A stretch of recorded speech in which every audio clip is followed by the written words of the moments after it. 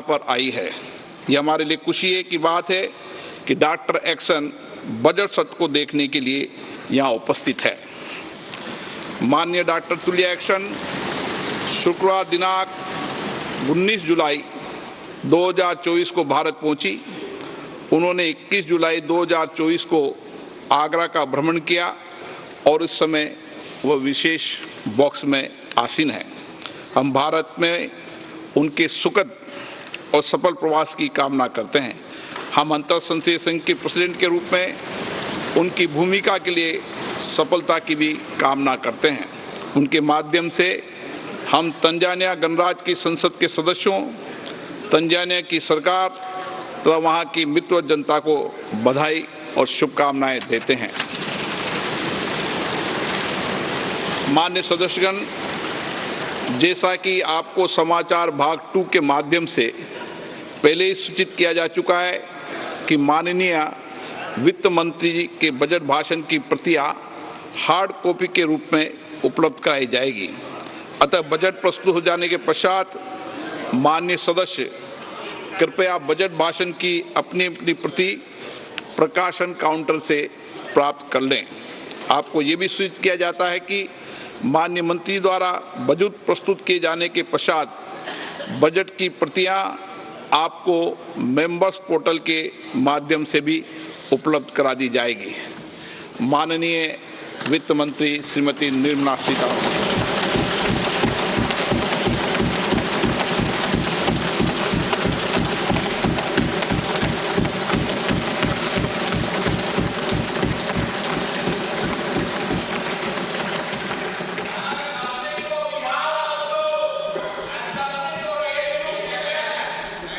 Honorable Speaker, I present the budget for 24-25.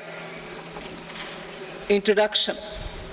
The people of India have reposed their faith in the government led by Honorable Prime Minister Shri Narendra Modi and re-elected it for a historic third term under his leadership.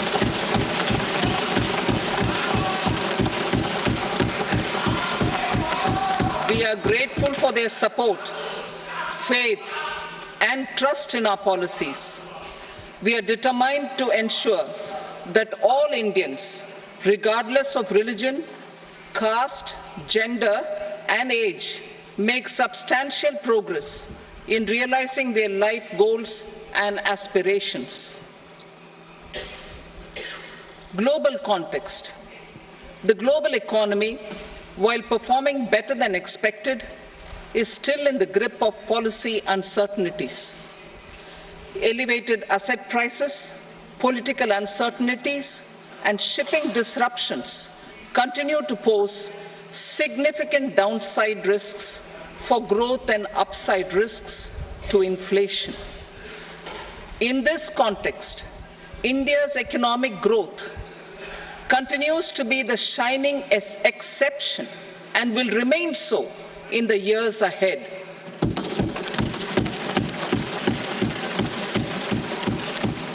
India's inflation continues to be low, stable, and moving towards the 4% target.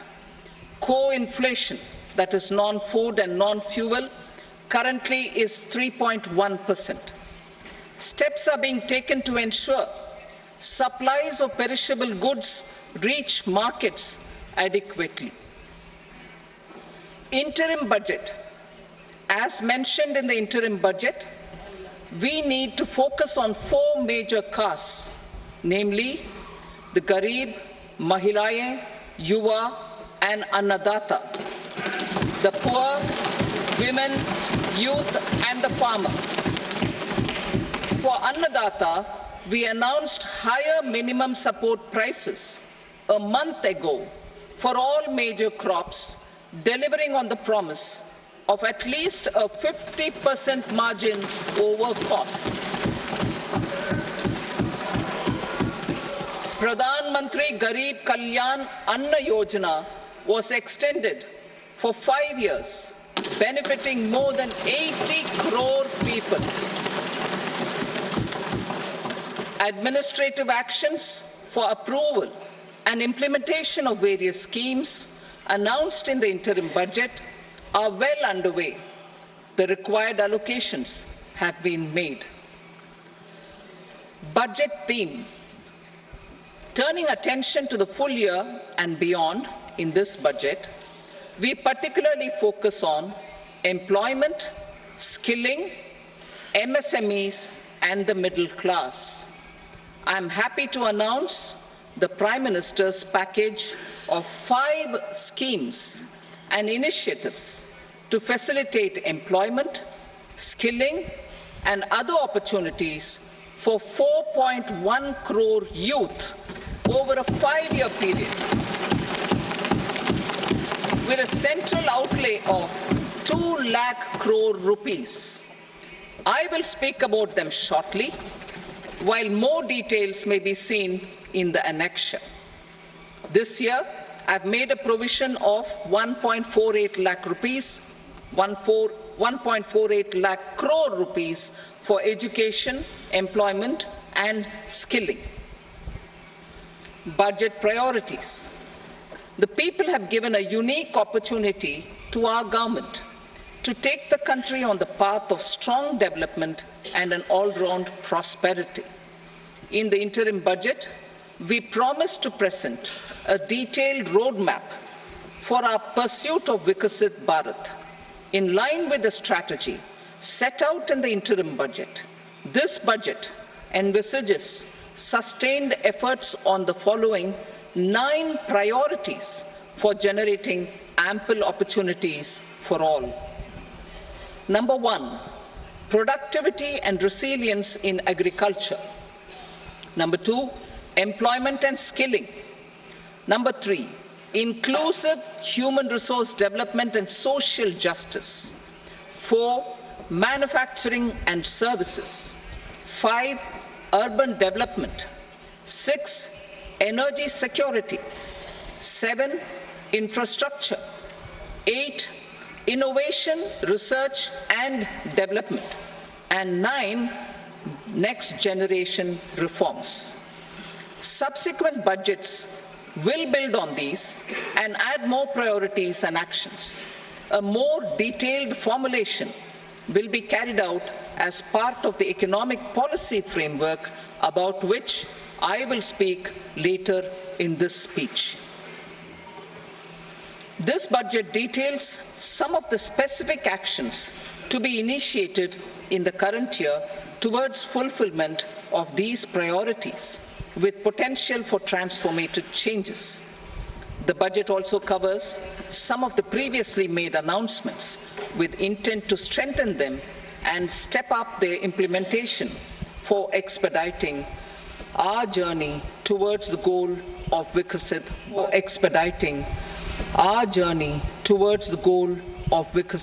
Bharat.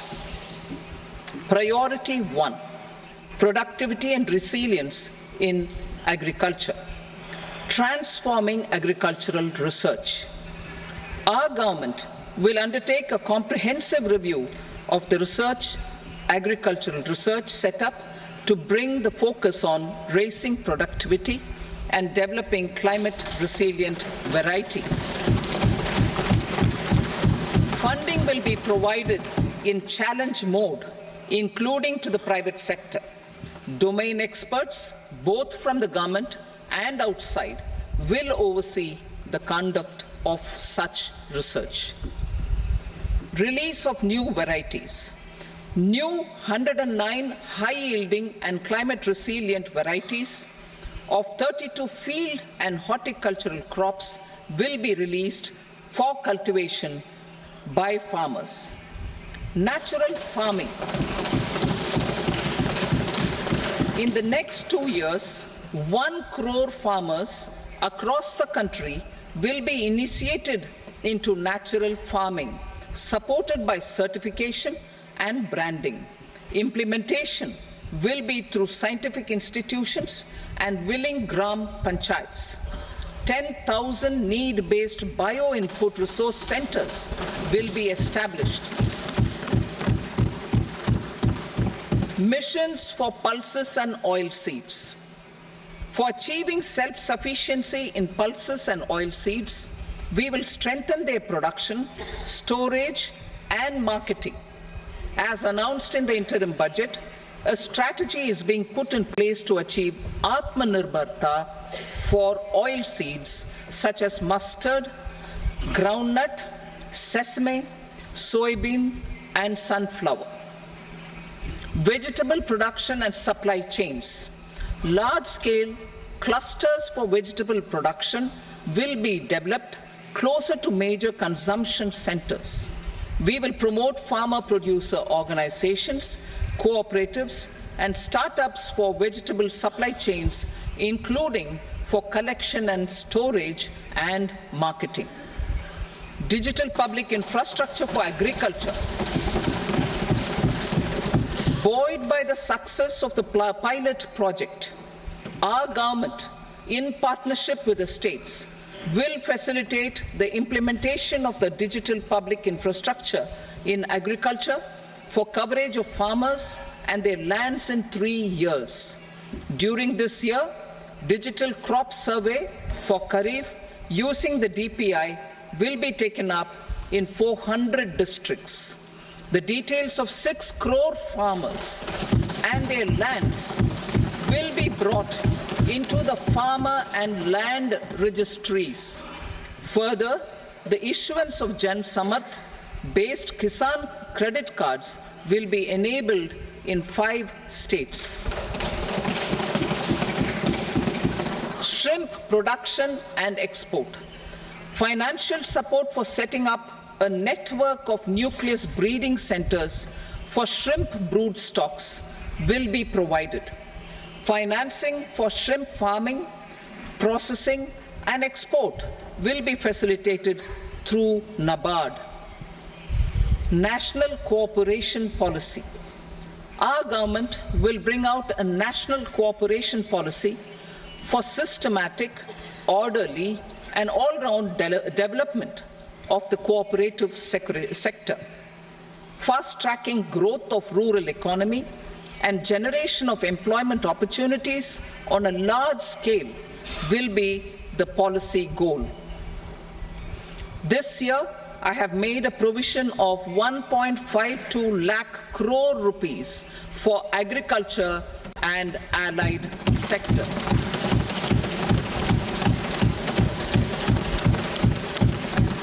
Priority 2, employment and skilling. Employment-linked incentive. Our government will implement following 3 schemes for employment-linked incentive as part of the Prime Minister's package. These will be based on enrollment in the EPFO and focus on recognition of first-time employees and support to employees and employers. Scheme A, first-timers. This scheme will provide 1 month wage to all persons newly entering the workforce in all formal sectors.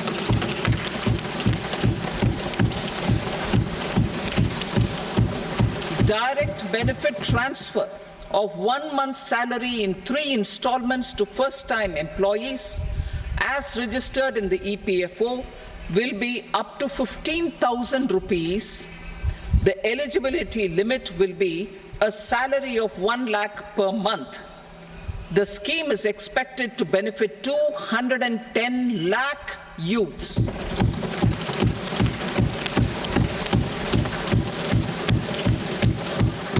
Scheme B, job creation in manufacturing. This scheme will incentivize additional employment in the manufacturing sector linked to the employment of first-time employees. An incentive will be provided at specified scale directly both to the employee and the employer with respect to the EPFO contribution in the first 4 years of employment. The scheme is expected to benefit 30 lakh youth entering employment and their employers.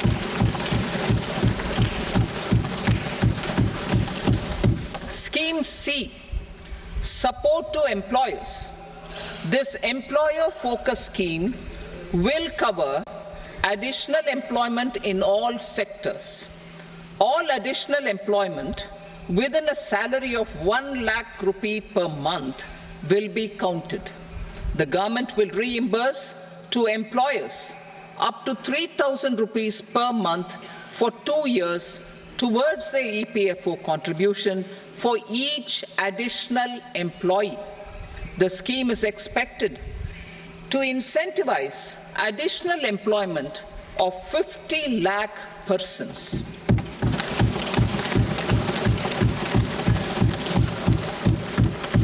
Participation of women in the workforce. We will facilitate higher participation of women in the workforce through setting up of working women hostels in collaboration with industry and establishing creches. In addition, the partnership will seek to organize women-specific skilling programs and promotion of market access for women SHG enterprises. Skilling program. I'm happy to announce a new centrally sponsored scheme as the fourth scheme under the Prime Minister's package for skilling in collaboration with state governments and industry. 20 lakh youth will be skilled over a 5-year period.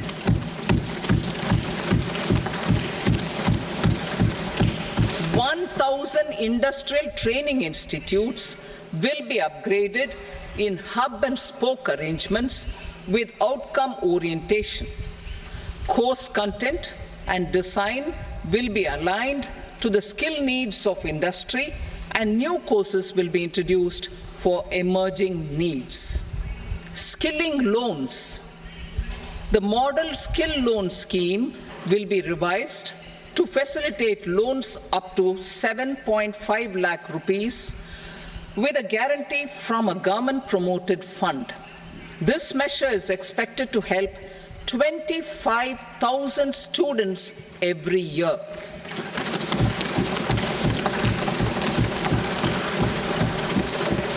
Education loans. For helping our youth who have not been eligible for any benefit under government schemes and policies, I am happy to announce a financial support for loans up to 10 lakh rupees for higher education in domestic institutions.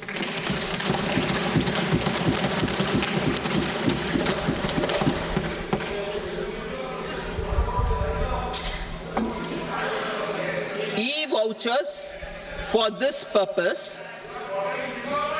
E-vouchers for this purpose will be given directly to 1 lakh students every year for annual interest subvention of 3% of the loan amount. Priority 3, inclusive human resource development and social justice. Saturation approach. Our government is committed to all-round, all-pervasive and all-inclusive development of people, particularly farmers, youth, women, and the poor. For achieving social justice comprehensively, the saturation approach of covering all eligible people through various programs, including those for education and health, will be adopted to empower them by improving their capabilities. Implementation of schemes meant for supporting economic activities by craftsmen, artisans, self-help groups, scheduled caste, scheduled tribe, and women entrepreneurs and street vendors such as the PM Vishwakarma, PM Swanidhi, National Livelihood Missions, and Stand Up India will be stepped up. Purvodaya. The states in the eastern part of the country are rich in endowments and have strong cultural traditions. We will formulate a plan, Purvodaya, for the all-round development of the eastern region of the country, covering Bihar, Jharkhand, West Bengal, Odisha, and Andhra Pradesh. This will cover human resource development, infrastructure, and generation of economic opportunities to make the region an engine to attain Vikasit Bharat. On the Amritsar-Kolkata Industrial Corridor, we will support development of an industrial node at Gaya. This corridor will catalyze industrial development of the eastern region. The industrial node at Gaya will also be a good model for developing our ancient centers of cultural importance into future centers of modern economy.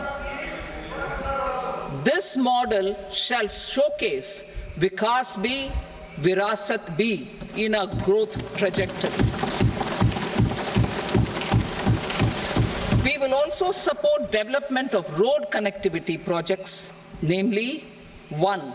Patna-Purnia Expressway, 2. Buxar-Bhagalpur Expressway, 3. Bodh Gaya, Rajgir, Vaishali and Darbhanga spurs, and 4. Additional 2-lane bridge over River Ganga at Buxar at a total cost of 26,000 crore rupees.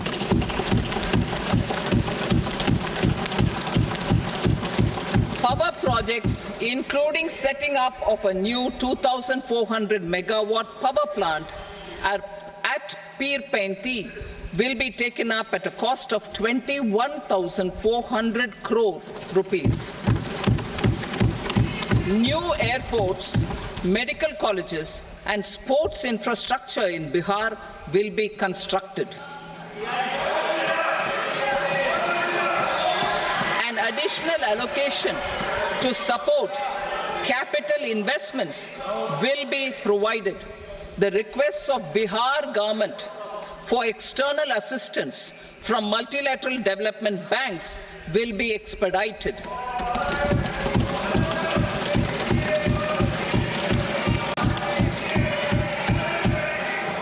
Andhra Pradesh Reorganization Act. Our government has made concerted efforts to fulfill the commitments in Andhra Pradesh Reorganization Act.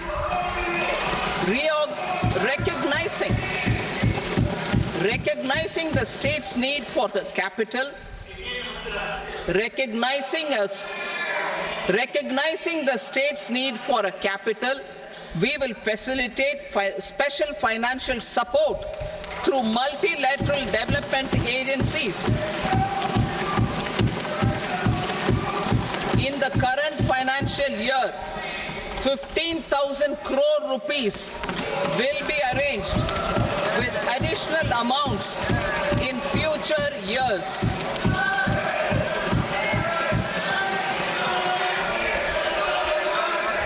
Our government is fully committed to financing and early completion of the Polavaram irrigation project, which is the lifeline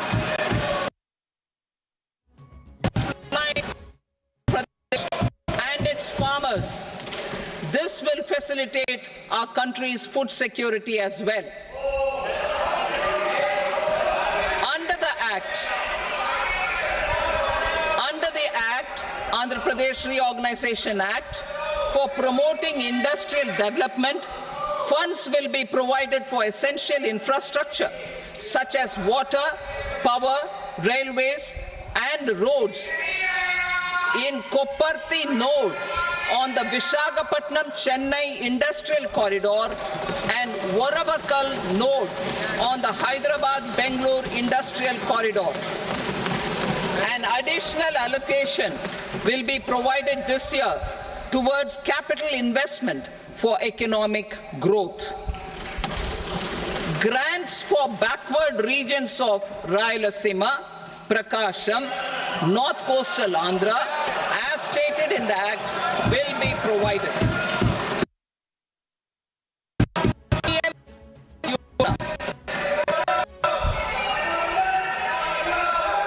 3 crore additional houses under the PM Awas Yojana in rural and urban areas in the country have been announced, for which the necessary allocations are being made. Women-led development. For promoting women-led development, the budget carries an allocation of more than 3 lakh crore for schemes benefiting women and girls. This signals our government's commitment for enhancing women's role in economic development. Pradhan Mantri Janjatiya Unnat Gram Abhiyan. For improving the socio-economic condition of tribal communities, we will launch the Pradhan Mantri Janjatiya Unnat Gram Abhiyan by adopting saturation coverage for tribal families in tribal majority villages and aspirational districts.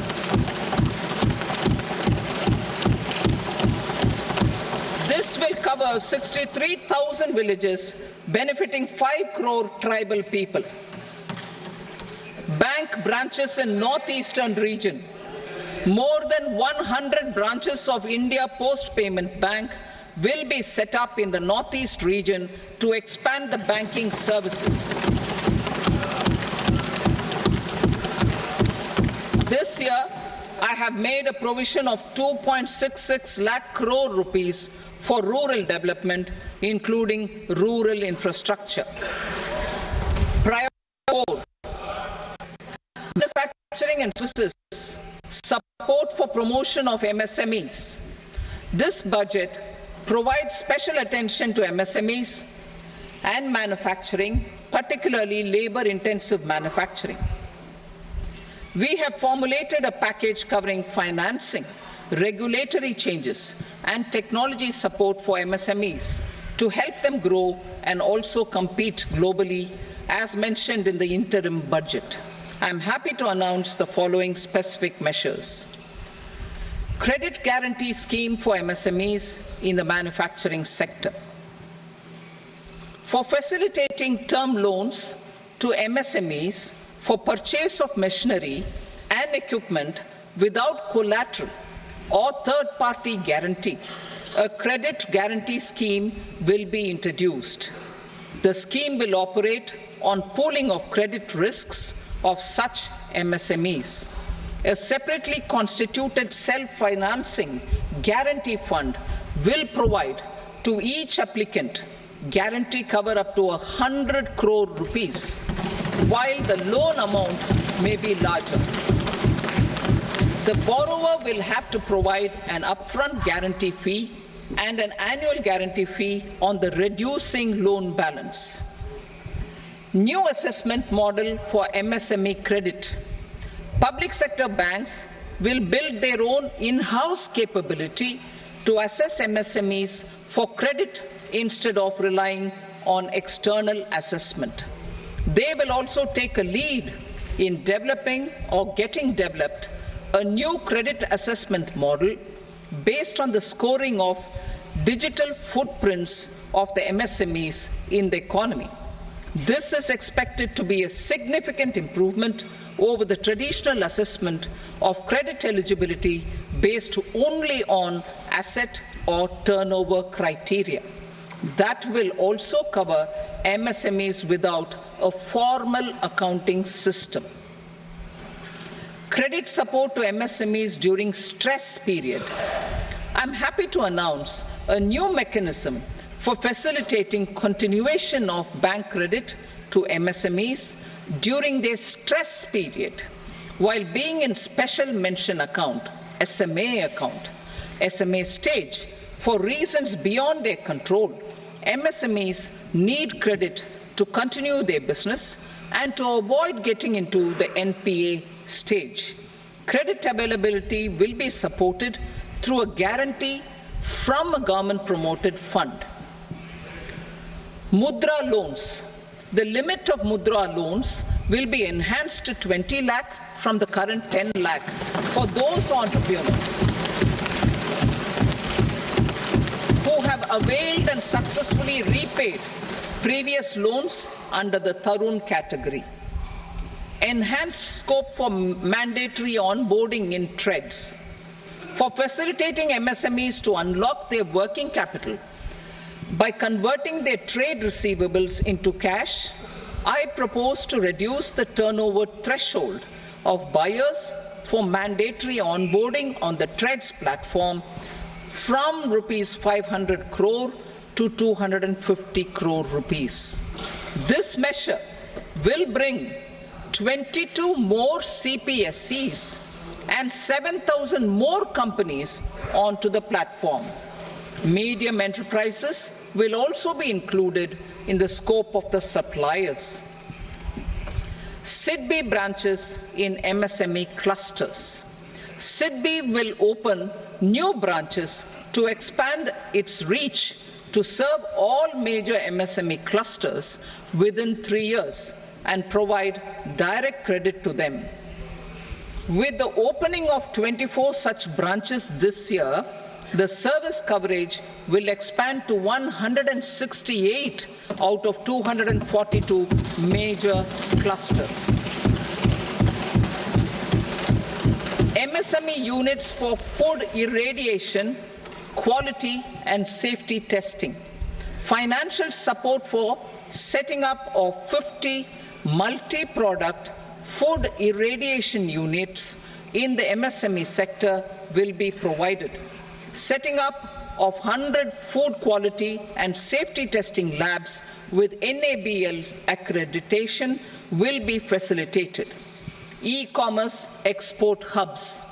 To enable MSMEs and traditional artisans to sell their products in international markets, e-commerce export hubs will be set up in public-private partnership mode. These hubs, under a seamless regulatory and logistic framework, will facilitate trade and export-related services under one roof. Measures for promotion of manufacturing and services. Internship in top companies. As the fifth scheme under Prime Minister's package, our government will launch a comprehensive scheme for providing internship opportunities in 500 top companies to 1 crore youth in 5 years. They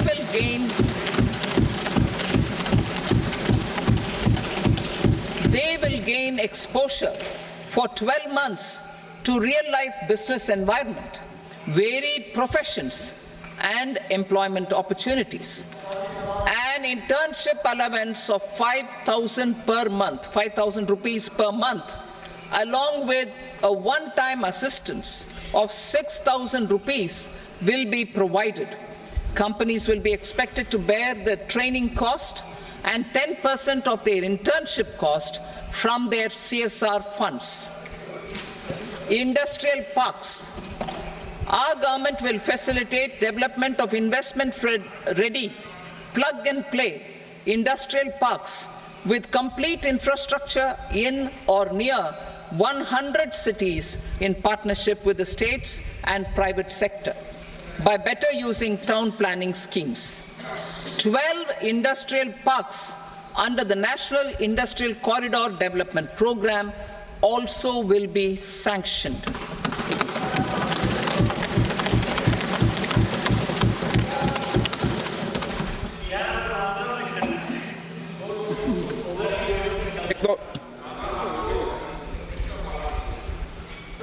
Veggie paper, no. Please, Petty.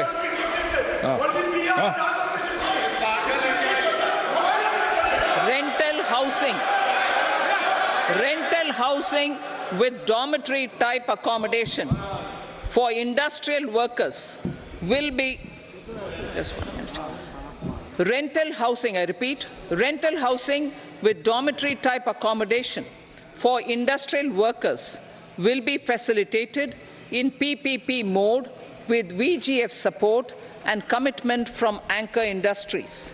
Shipping industry, ownership, leasing and flagging reforms will be implemented to improve the share of Indian shipping industry and generate more employment. Critical mineral mission. We will set up a critical mineral mission for domestic production, recycling of critical minerals, and overseas acquisition of critical mineral assets. Its mandate will include technology development, skilled workforce, extended producer responsibility framework, and a suitable financing mechanism. Offshore mining of minerals. Our government will launch the auction of the first tranche of offshore blocks for mining, building on the exploration already carried out. Digital public infrastructure applications. Turning to the services sector, I propose development of DPI applications at population scale for productivity gains, business opportunities, and innovation by the private sector.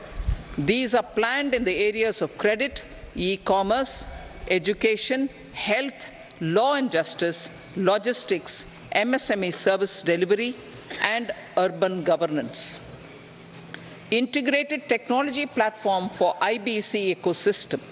An integrated technology platform will be set up for improving the outcomes under the Insolvency Bankruptcy Code for achieving consistency, transparency, timely processing, and better oversight for all stakeholders. Voluntary closure of LLPs. The services of the Center for Processing Accelerated Corporate Exit, CPACE, will be extended for voluntary closure of LLPs to reduce the closure times. National Company Law Tribunals. The IBC has resolved more than 1,000 companies, resulting in direct recovery of 3.3 lakh crore to creditors. 3.3 lakh crore rupees to creditors. In addition, 28,000 cases involving over 10 lakh crore rupees have been disposed of even prior to admission. Appropriate changes to the IBC, reforms and strengthening of the tribunal and appellate tribunals will be initiated to speed up insolvency resolution. Additional tribunals will be established. Out of those, some will be notified to decide cases exclusively under the Companies Act. Debt recovery. Steps for reforming and strengthening debt recovery tribunals will be taken. Additional tribunals will be established to speed up recovery. Priority 5, urban development. Cities as growth hubs.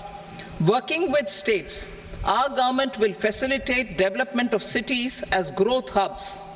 This will be achieved through economic and transit planning and orderly development of peri-urban areas utilizing town planning schemes. Creative redevelopment of cities. For creative brownfield redevelopment of existing cities with a transformative impact, our government will formulate a framework for enabling policies, market-based mechanisms, and regulation. Transit-oriented development. Transit-oriented development plans for 14 large cities with a population above 30 lakh will be formulated, along with an implementation and financing strategy. Urban housing. Under the PM Awas Yojana, Urban 2.0, housing needs of 1 crore urban poor and middle-class families will be addressed with an investment of 10 lakh crore rupees. This will include the central assistance of 2.2 lakh crore rupees in the next 5 years. A provision of interest subsidy to facilitate loans at affordable rates is also envisaged. In addition, enabling policies and regulations for efficient and transparent rental housing markets with enhanced availability will also be put in place. Water supply and sanitation. In partnership with state governments and multilateral development banks, we will promote water supply sewage treatments and solid waste management projects and services for 100 large cities through bankable projects. These projects will also envisage use of treated water for irrigation and filling up of tanks in nearby areas. Street markets. Building on the success of PM Swanidhi's scheme in transforming the lives of street vendors, our government envisions a scheme to support each year, over the next 5 years, the development of 100 weekly huts or street food hubs in select cities. Stamp duty. We will encourage states which continue to charge high stamp duty to moderate the rates for all and also consider further lowering duties for properties purchased by women. This reform will be made an essential component of urban development schemes. Priority 6, energy security, energy transition. In the interim budget, I had announced our strategy to sustain high and more resource-efficient economic growth, along with the energy security in terms of availability, accessibility, and affordability.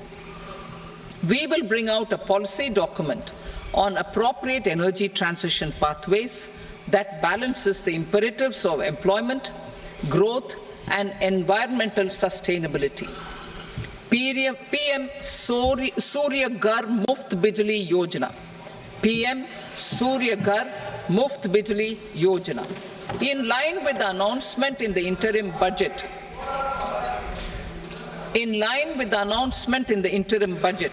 PM Surya Ghar Muft Bijli Yojana has been launched to install rooftop solar plants to enable 1 crore households obtain free electricity up to 300 units every month. The scheme has generated remarkable response with more than 1.28 crore registrations and 14 lakh applications, and we will further encourage it. Pumped storage policy. A policy for promoting pumped storage projects will be brought out for electricity storage and facilitating smooth integration of the growing share of renewable energy with its variable and intermittent nature in the overall energy mix. Research and development of small and modular nuclear reactors. Nuclear energy is expected to form a very significant part of the energy mix for Vikasit Bharat. Towards that pursuit, our government will partner with the private sector for 1. Setting up Bharat Small Reactors, 2. Research and development of Bharat Small Modular Reactor, and 3. Research and development of newer technologies for nuclear energy. The R&D funding announced in the interim budget will be made available for this sector also. Advanced ultra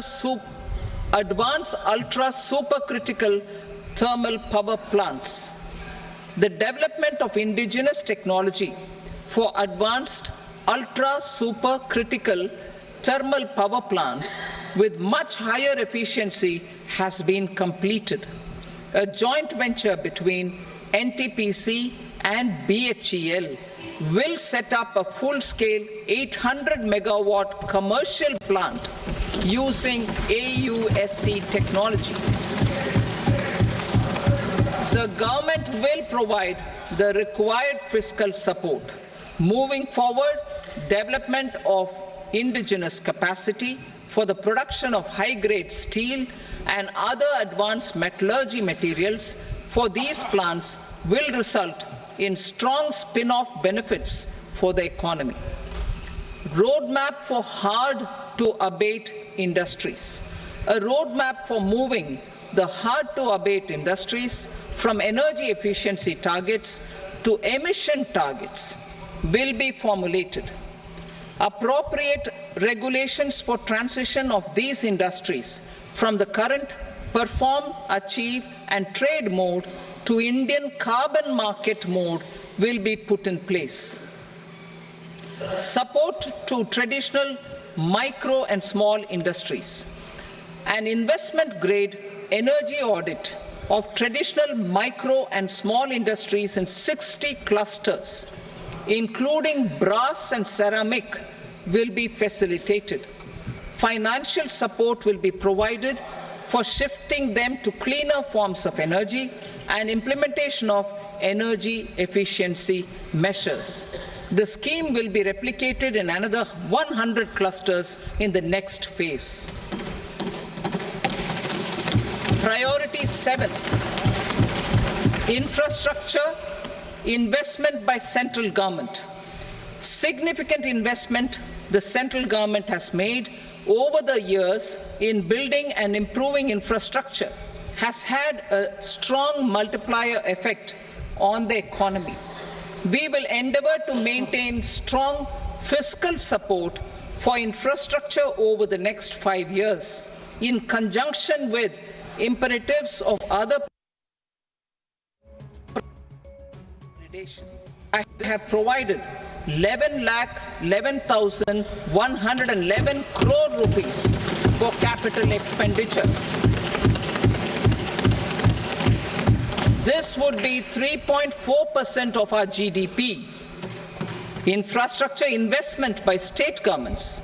We will encourage states to provide support of similar scale for infrastructure, subject to their development priorities. A provision of 1.5 lakh crore rupees for long-term interest-free loans have been made this year also to support the states. Private investment in infrastructure. Investment in infrastructure by private sector will be promoted through viability gap funding and enabling policies and regulations. A market-based financing framework will be brought out.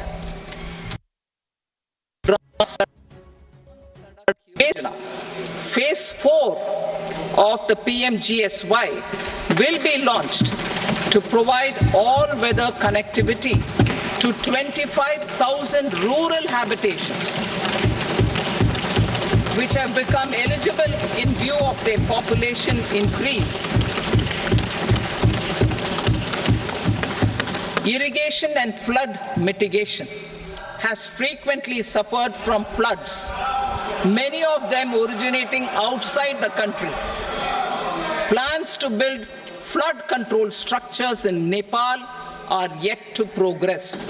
Our government, through the Accelerated Irrigation Benefit Program and other sources, will provide financial support for projects with estimated cost of 11,500 crore rupees, such as the Kosi-Michi intra-state link and 20 other ongoing and new schemes, including barrage pollution abatement and irrigation projects. In addition, survey and investigation of Kosi-related flood mitigation and irrigation projects will be undertaken.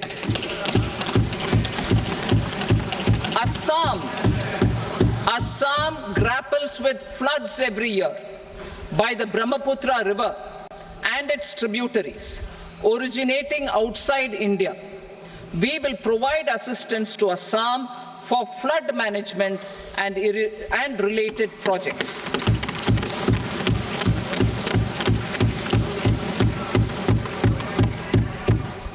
Himachal Pradesh suffered extensive losses due to floods last year. Our government will provide assistance to the state for reconstruction and rehabilitation through multilateral development assistance.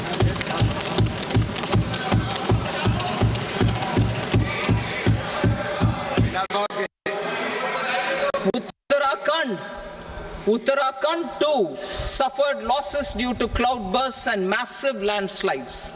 We will provide assistance to the state. Recently, Sikkim witnessed devastating flash floods and landslides that wreaked havoc across the state. Our government will provide assistance to the state. Tourism has always been a part of our civilization. Our efforts positioning it as a global tourist destination will also create jobs, stimulate investments, and unlock economic opportunities for other sectors. In addition to the measures outlined in the interim budget, I propose the following measures. Vishnupad Temple at Gaya and Mahabodhi Temple at Bodh Gaya in Bihar are of immense spiritual significance. Comprehensive development of Vishnupad Temple corridor and Mahabodhi Temple corridor will be supported, modeled on the successful Kashi Vishwanath Temple corridor to transform them into world-class pilgrim and tourist destinations. Rajgir holds immense religious significance for Hindus, Buddhists and Jains. The 20th Tirthankara Muniswarata temple in the Jain temple complex is ancient. The Saptarishi or the 7 hot springs form a warm water Brahmkund that is sacred. A comprehensive development initiative for Rajgir will be undertaken. Our government will support the development of Nalanda as a tourist center, besides reviving Nalanda University to its glorious stature. Odisha's scenic beauty, temples, monuments, craftsmanship, wildlife sanctuaries, natural landscapes, and pristine beaches make it an ultimate tourism destination. Our government will provide assistance for their development to Odisha as well. Priority 8, innovation, research and development. We will operationalize the Anusandhan National Research Fund for basic research and prototype development. Further, we will set up a mechanism for spurring private sector-driven research and innovation at commercial scale with a financing pool of 1 lakh crore rupees in line with the announcement in the interim budget. Space economy. With our continued emphasis on expanding the space economy by 5 times in the next 10 years, a venture capital fund of 1,000 crore rupees will be set up. Priority 9, next generation reforms. Economic policy framework. We will formulate an economic policy framework to delineate the overarching approach to economic development and set the scope of the next generation of reforms for facilitating employment opportunities and sustaining high growth. Our government will initiate and incentivize reforms for 1. Improving productivity of factors of production, and 2. Facilitating markets and sectors to become more efficient. These reforms will cover all factors of production, namely land, labor, capital, and entrepreneurship, and technology as an enabler of improving total factor productivity and bridging inequality. Effective implementation of several of these reforms requires collaboration between the center and the states, and building consensus as development of the country lies in development of the states. For promoting competitive federalism and incentivizing states for faster implementation of reforms, I propose to earmark a significant part of the 50-year interest-free loan. Working with the states, we will initiate the following reforms.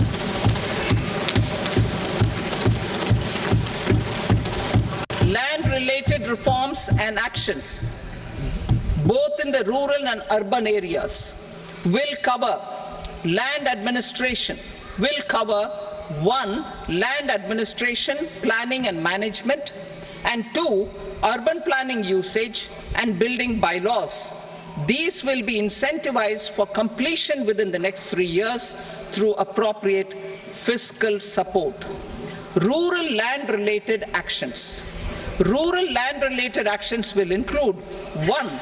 Assignment of unique land parcel identification number, UL PIN, or Bhu Aadhaar for all lands. 2.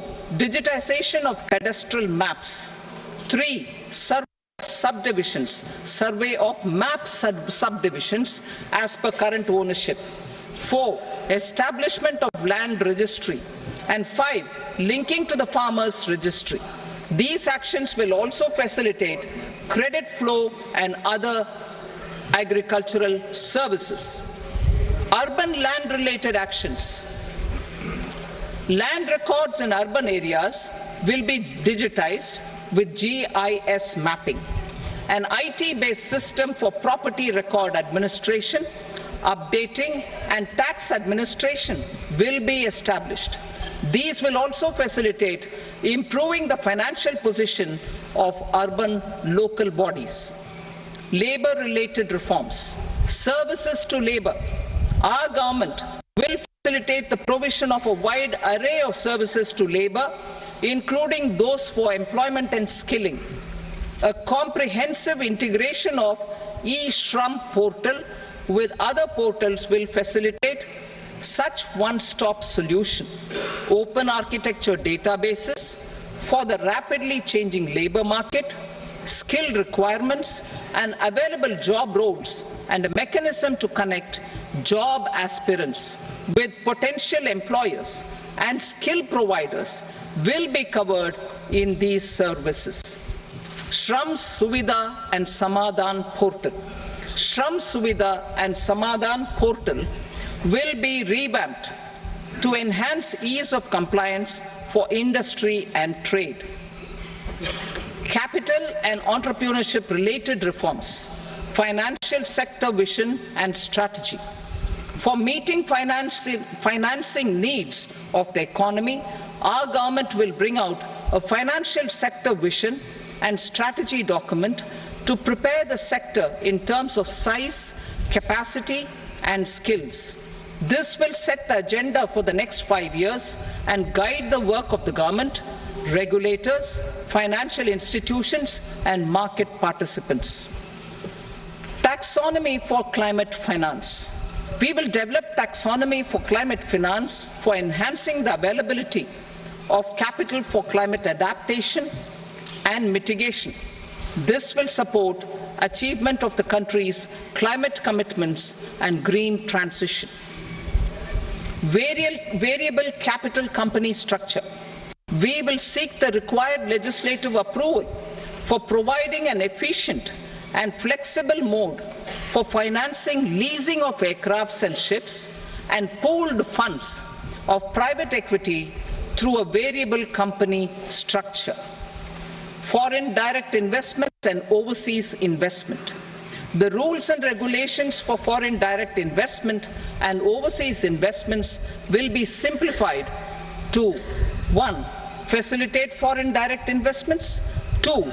Nudge prioritization, and 3. Promote opportunities for using Indian rupee as a currency for overseas investment. NPS Vatsalya. NPS Vatsalya, a plan for contribution by parents and guardians for minors, will be started. On attaining the age of majority, the plan can be converted seamlessly into a normal NPS account. Use of technology. We have successfully used technology for improving productivity and bridging inequality in our economy during the past 10 years. Public investment in digital infrastructure and innovations by the private sector have helped in improving access of all citizens, particularly the common people, to market resources, education, health and services. We will step up adoption of technology towards digitalization of the economy. Ease of doing business. For enhancing ease of doing business, we are already working on the Jan Vishwas Bill 2.0. Further, states will be incentivized for implementation of the business reforms, action plans and digitalization. Data and statistics.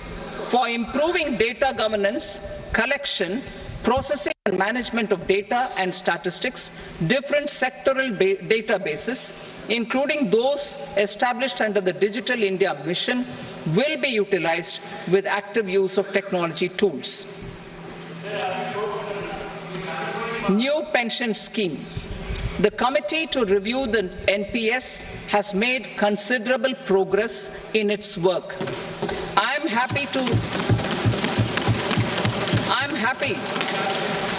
happy that the staff side of the National Council of the Joint Consultative Machinery for Central Government Employees has taken a constructive approach. A solution will be evolved which addresses the relevant issues while maintaining fiscal prudence to protect the common citizens. Budget estimates for 24-25. For the year 24-25, total receipts other than borrowings and the total expenditure are estimated at 32.07 lakh crore rupees and 48.21 lakh crore rupees respectively. The net tax receipts are estimated at 25.83 lakh crore rupees. The fiscal deficit is estimated at 4.9% of the GDP. The gross and the net market borrowings through dated securities during 24-25 are estimated at 14.01 lakh crore rupees and 11.63 lakh crore rupees respectively. Both will be less than that in 23-24. The fiscal consolidation path announced by me in 2021 has served our economy very well, and we aim to reach the deficit below 4.5% next year. The government is committed to staying the course. From 2026-27 onwards, our endeavour will be to keep the fiscal deficit each year such that the central government's debt will be on a declining path as percentage of GDP. I will now move to Part B.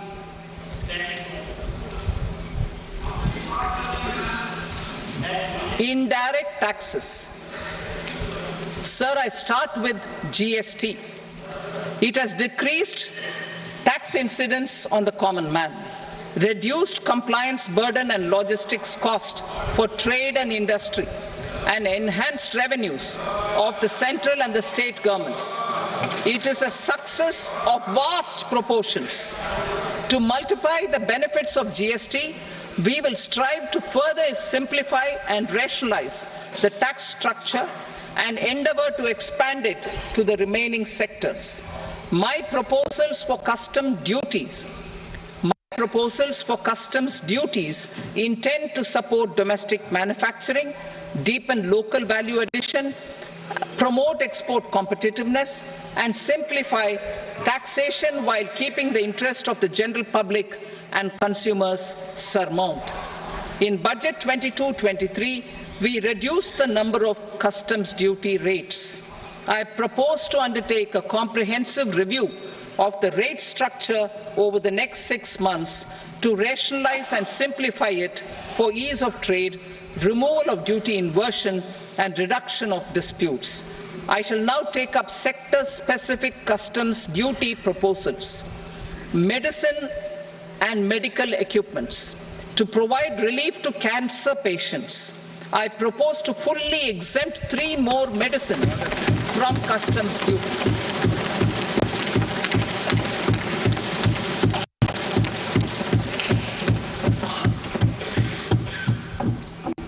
I also propose changes in the BCD on X-ray tubes and flat panel detectors for use in medical X-ray machines under the phased manufacturing program so as to synchronize them with the domestic capacity addition.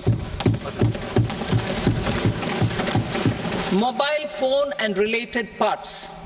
With a 3-fold increase in domestic production and almost a 100-fold jump in exports of mobile phones over the last 6 years, the Indian mobile industry has matured.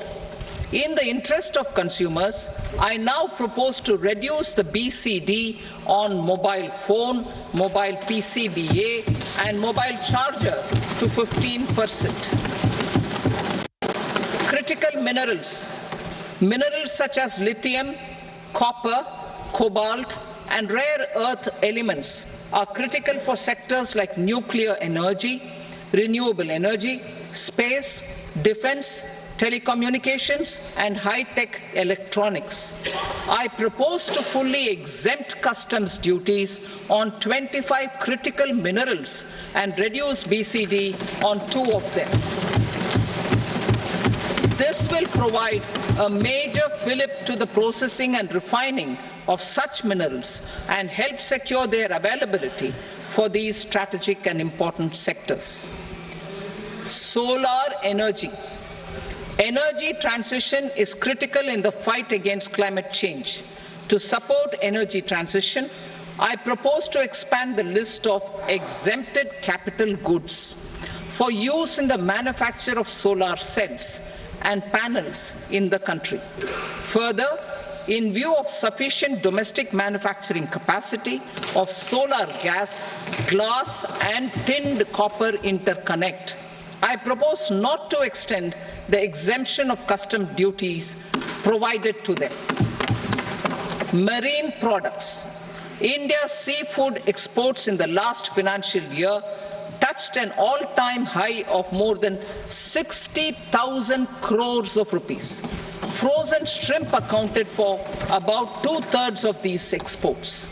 To enhance their competitiveness, I propose to reduce BCD on certain broodstock, polychaete worms, shrimp, and fish feed to 5%.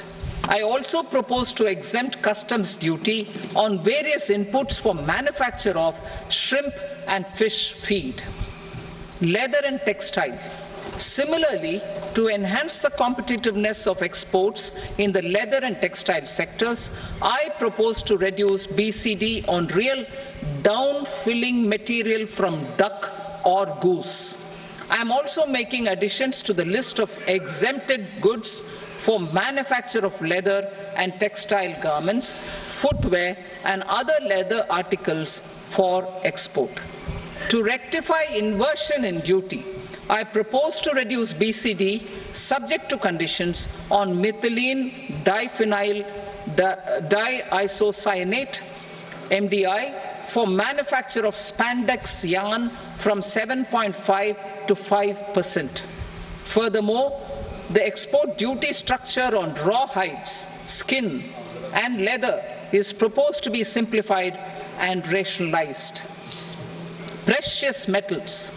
To enhance domestic value addition in gold and precious metal jewelry in the country, I propose to reduce customs duties on gold and silver to 6% and that of platinum to 6.4%. Other metals. Steel and copper are important raw materials. To reduce their cost of production, I propose to remove the BCD on ferronickel and blister copper. I am also continuing with nil BCD on ferrous scrap and nickel cathode and concessional BCD of 2.5% on copper scrap. Electronics. To increase value addition in the domestic electronics industry, I propose to remove the BCD subject to conditions on oxygen-free copper for manufacture of resistors. I also propose to exempt certain parts for manufacture of connectors. Chemicals and petrochemicals. To support existing and new capacities in the pipeline, I propose to increase the BCD on ammonium nitrate from 7.5% to 10%. Plastics. PVC flex banners are non-biodegradable and hazardous for environment and health. To curb their imports, I propose to raise the BCD on them from 10 to 25%.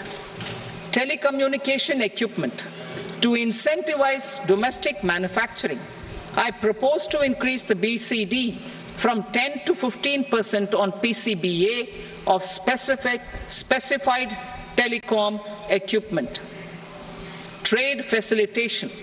To promote domestic aviation and boat and ship MRO, I propose to extend the period for export of goods imported for repairs from 6 months to 1 year. I'll read that again.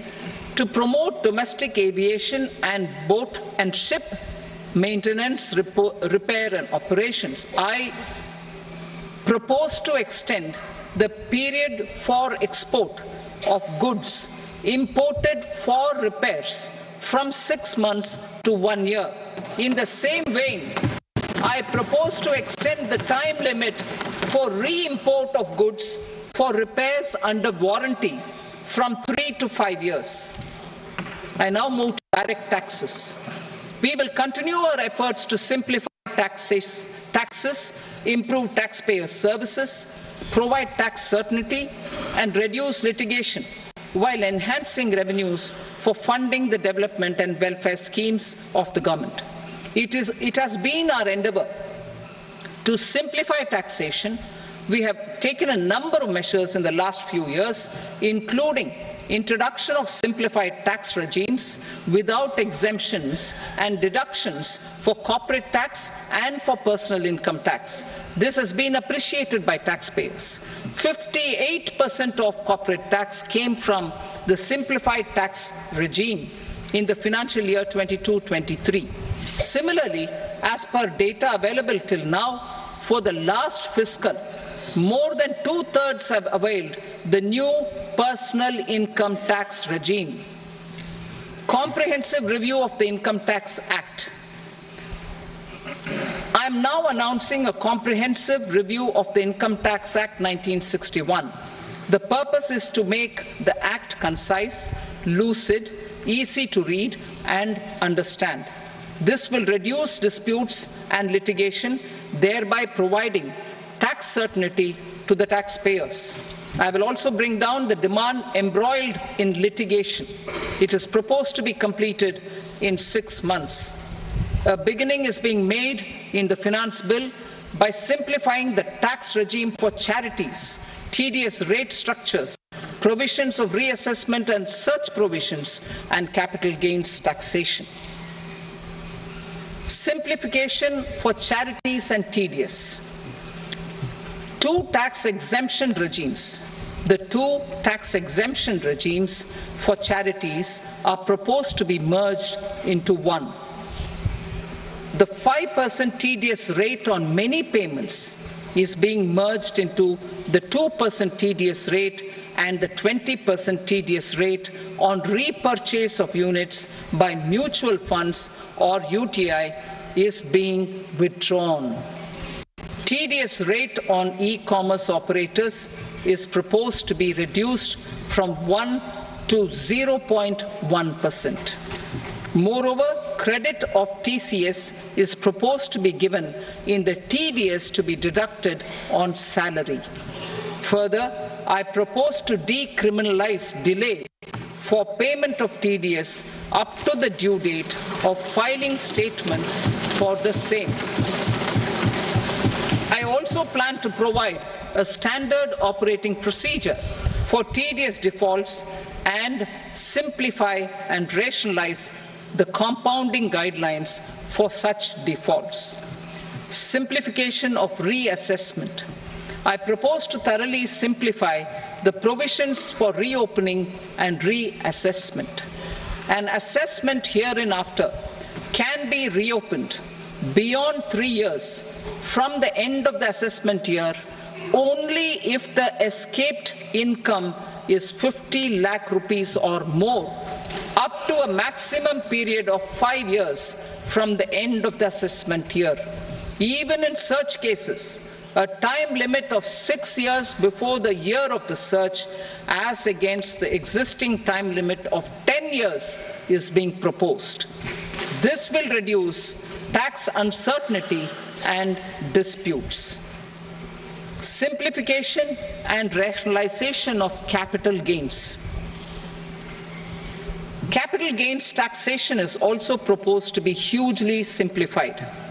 Short-term gains on certain financial assets shall henceforth attract a tax rate of 20%, while that on all other financial assets and all non-financial assets shall continue to attract the applicable tax rate. Long-term gains on all financial and non-financial assets, on the other hand, will attract a tax rate of 12.5%. For the benefit of the lower and the middle income classes, I propose to increase the limit of exemption of capital gains on certain financial assets to 1.25 lakh rupees per year.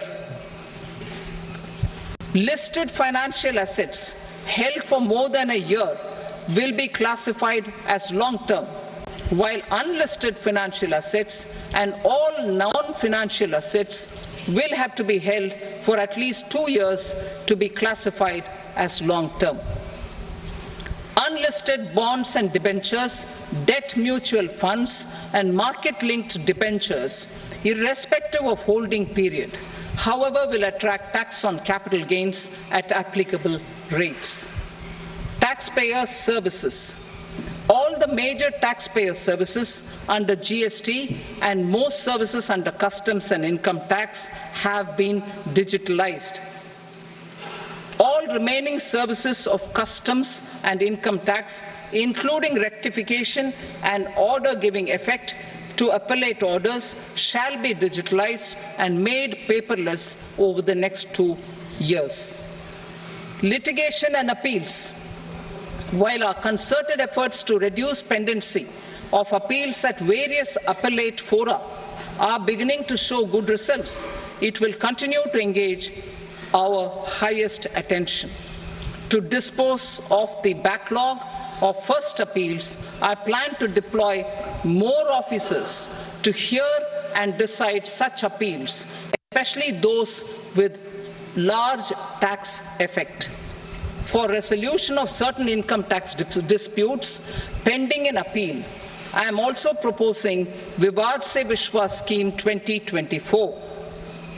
Further, I propose to increase monetary limits for filing appeals related to direct taxes, excise and service tax in the tax tribunals, high courts and Supreme Court to 60 lakh rupees, 2 crore rupees and 5 crore respectively, with a view to reduce litigation and provide certainty in international taxation. We will expand the scope of safe harbor rules and make them more attractive. We will also streamline the transfer pricing assessment procedure. Employment and investment. I have a few proposals to promote investment and foster employment. First of all, to bolster the Indian startup ecosystem, boost the entrepreneurial spirit, and to support innovation, I propose to abolish the so-called angel tax for all classes of investors. Second, there is tremendous potential for cruise tourism in India. To give a fillip to this employment-generating industry, I am proposing a simpler tax regime for foreign shipping companies operating domestic cruises in the country.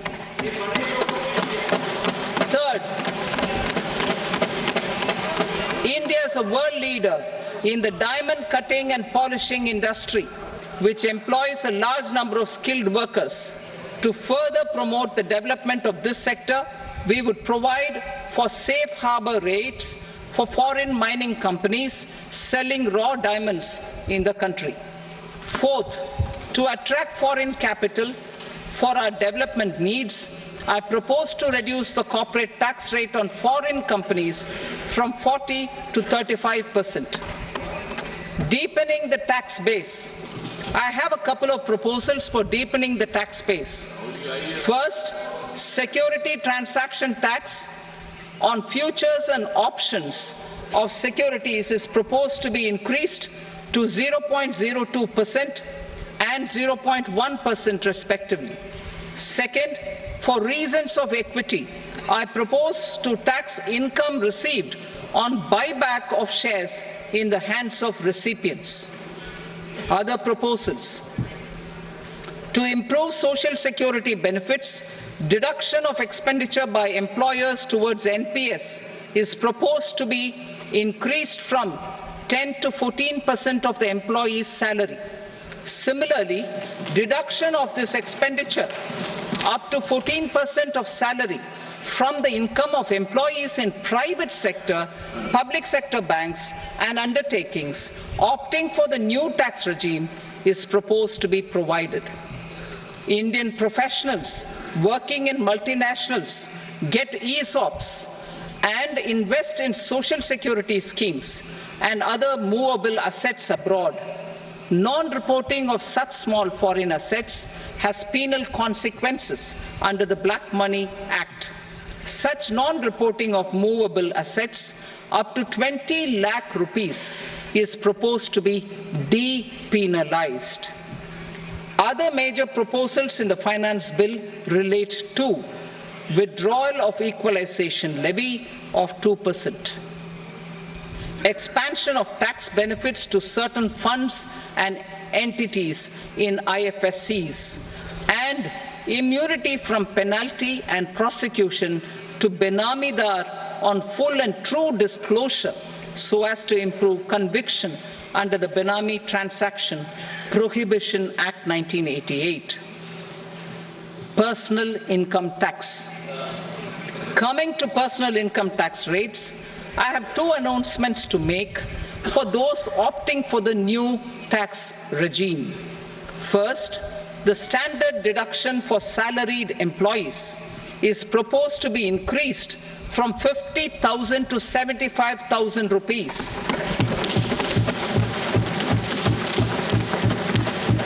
Similarly, deduction on family pension for pensioners is proposed to be enhanced from 15,000 to 25,000 rupees.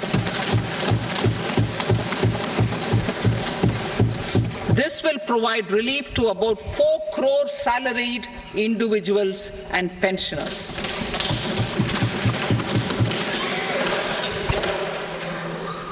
Second, in the new tax regime, the tax rate structure is proposed to be revised as follows: 0 to 3 lakh rupees, nil; 3 to 7 lakh rupees, 5%; 7 to 10 lakh rupees, 10%; 10 to 12 lakh rupees, 15%; 12 to 15 lakh rupees, 20%; and above 15 lakh rupees, 30%. As a result of these changes, a salaried employee in the new tax regime stands to save up to 17,500 rupees in income tax.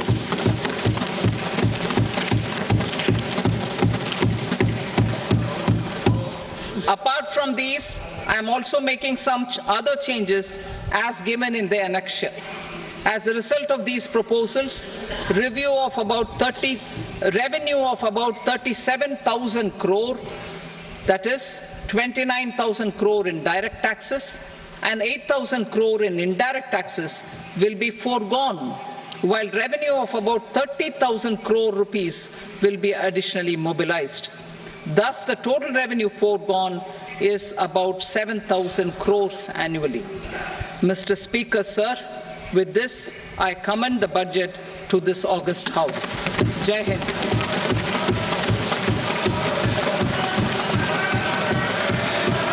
Item number 2.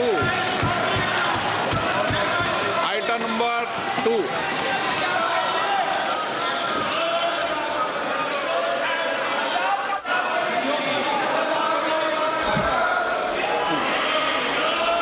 Sir, with your permission, I rise to lay on the table the following statements under Section 3 of the Fiscal Responsibility and Budget Management, FRBM Act 2003, Medium-Term Fiscal Policy cum Fiscal Policy Strategy Statement and Macroeconomic Framework Statement.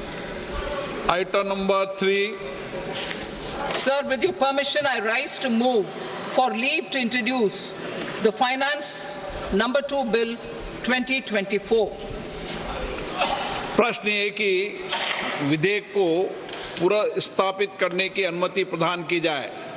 जो सदस्य इसके पक्ष में हाँ कहें, जो सदस्य विरोध में ना कहें। मेरे विचार में निर्णय हाँ वालों के पक्ष में अनुमति प्रदान की जाती है। माननीय मंत्री जी, अब विधेयक पूरा स्थापित करें। Sir, I introduce the bill. Item number 4. The Union Territory of Jammu and Kashmir budget. Sir, I rise to present a statement, Hindi and English versions, of the estimated receipts and expenditure of the Union Territory of Jammu and Kashmir for the year 24-25.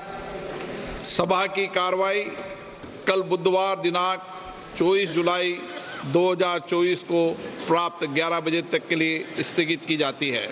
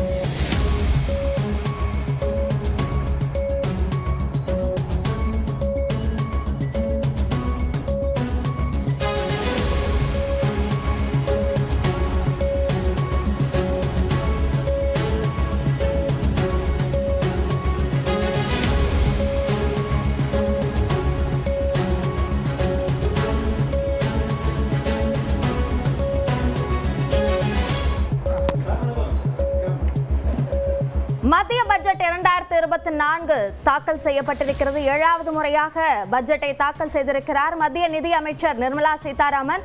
மிக முக்கியமாக வருமான வரியின் புதிய திட்டத்தில் பல்வேறு மாற்றங்கள் செய்யப்பட்டிருக்கின்றன. குறிப்பாக ஒரு ஸ்லாபில் அவர்கள் செலுத்த வேண்டிய அந்த வருமான வரி சதவிகிதம் என்பது குறைக்கப்பட்டிருப்பதாக தெரிகிறது. அதனை நாம் திரையில் பார்த்து கொண்டிருக்கிறோம். 3 லட்சம் வரை எந்த விதமான வரியும் இல்லை என்பதில் எந்த மாற்றமும் இல்லை.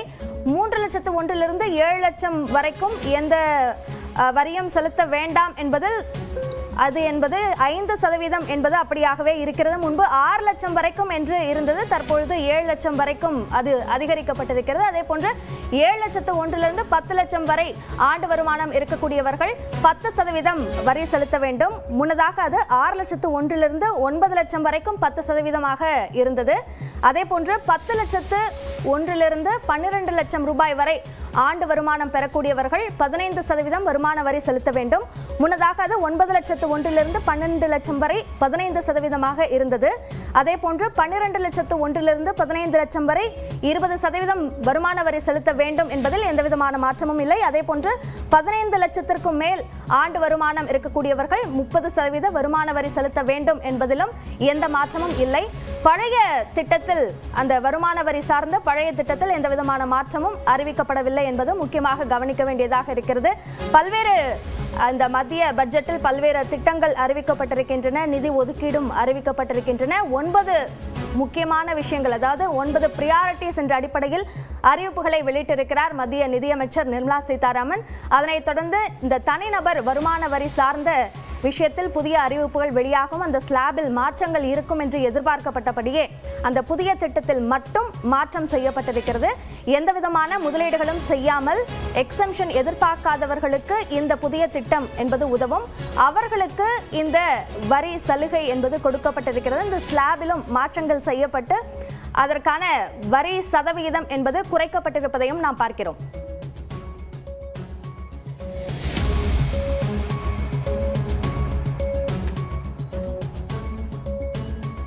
தற்போது நம்மோடு விருந்தினர்கள் ஆடிட்டர் திரு ஜான் மோரிஸ் இணைந்திருக்கிறார்.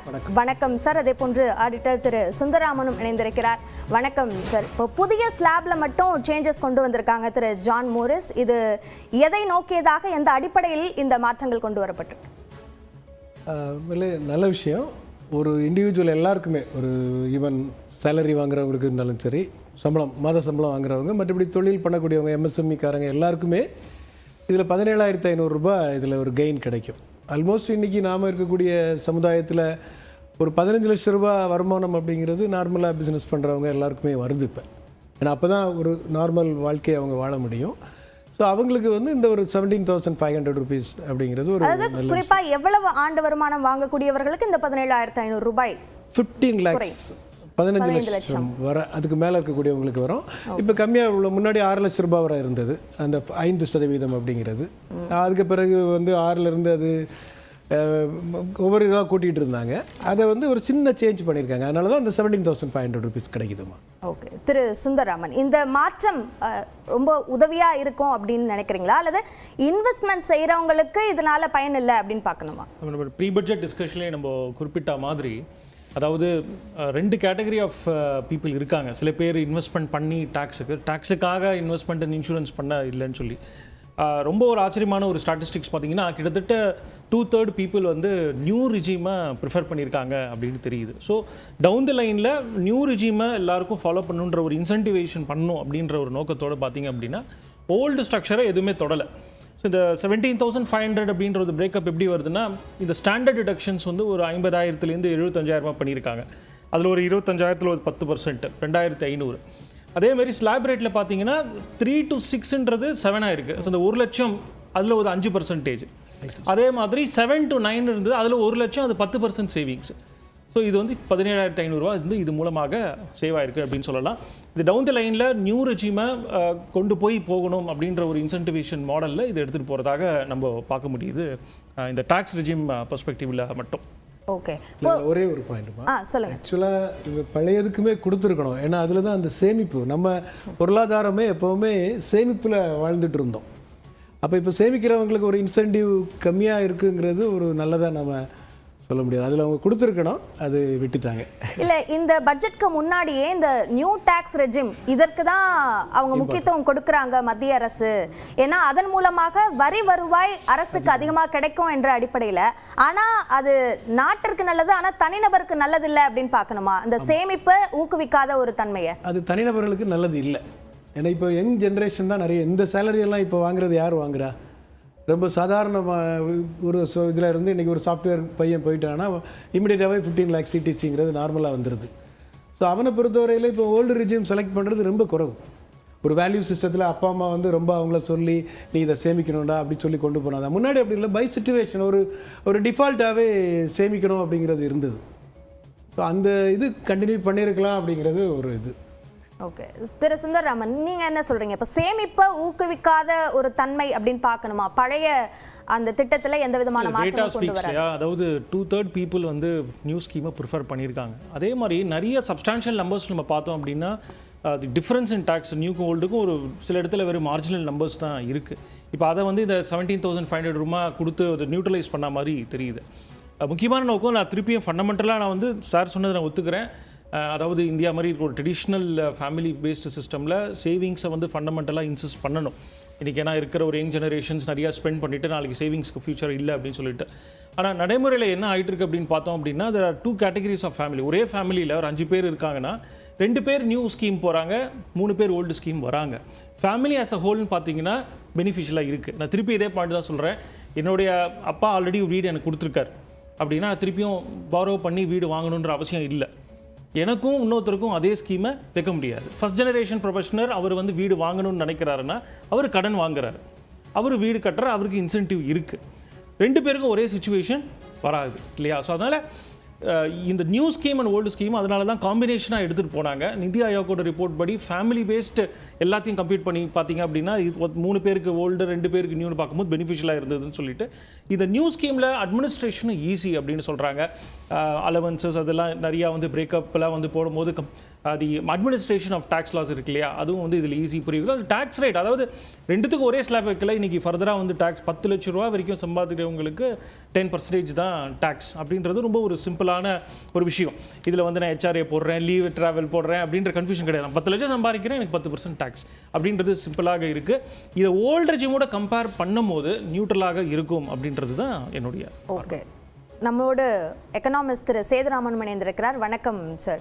திரு சுந்தரராமன் சொல்றாரு, நியூ டேக்ஸ் ரெஜிம் அப்படின்றது வந்து ஒரு சிம்பிளிஃபைடான ஒரு ப்ராசஸ் ஆயிடுச்சு. இப்போ ஒரு வீட்டில் வெவ்வேறு பிளான் செலக்ட் பண்ணக்கூடியவர்கள், ஆனால் ஒரு சிங்கிள் ஃபேமிலியாக இருக்கக்கூடிய ஒரு ஃபேமிலியில் இன்வெஸ்ட்மெண்ட் அப்படின்ற ஒரு விஷயத்தை நம்பி இப்போ வளரக்கூடிய குடும்பங்கள் நிறைய இருக்கும். அவங்களுக்கு ஏதுவாக இருக்குமா அந்த நியூ டேக்ஸ் ரெஜிம்? இப்போ என்னென்னா, இப்போ சார் சொன்னது போல் இந்த ஐடி ரிட்டர்ன் ஃபைல் பண்ணுறதுலே பார்த்திங்கன்னா இந்த நியூ டேக்ஸ் ரெஜிமில் மோர் தென் 35 to 40% வந்து இந்த வருஷம் ஆப்ட் பண்ணியிருக்காங்க. ஸோ அதை வைத்து தான் இந்த பட்ஜெட்டில் வந்து அந்த ரெஜிமுக்கு வந்து பெனிஃபிட் கொடுத்துருக்காங்க.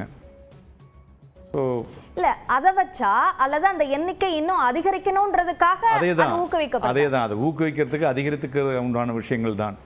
ஸோ சொன்னது போல் 10 லட்சம் வரலையும் 10% சிம்பிளிஃபைடு.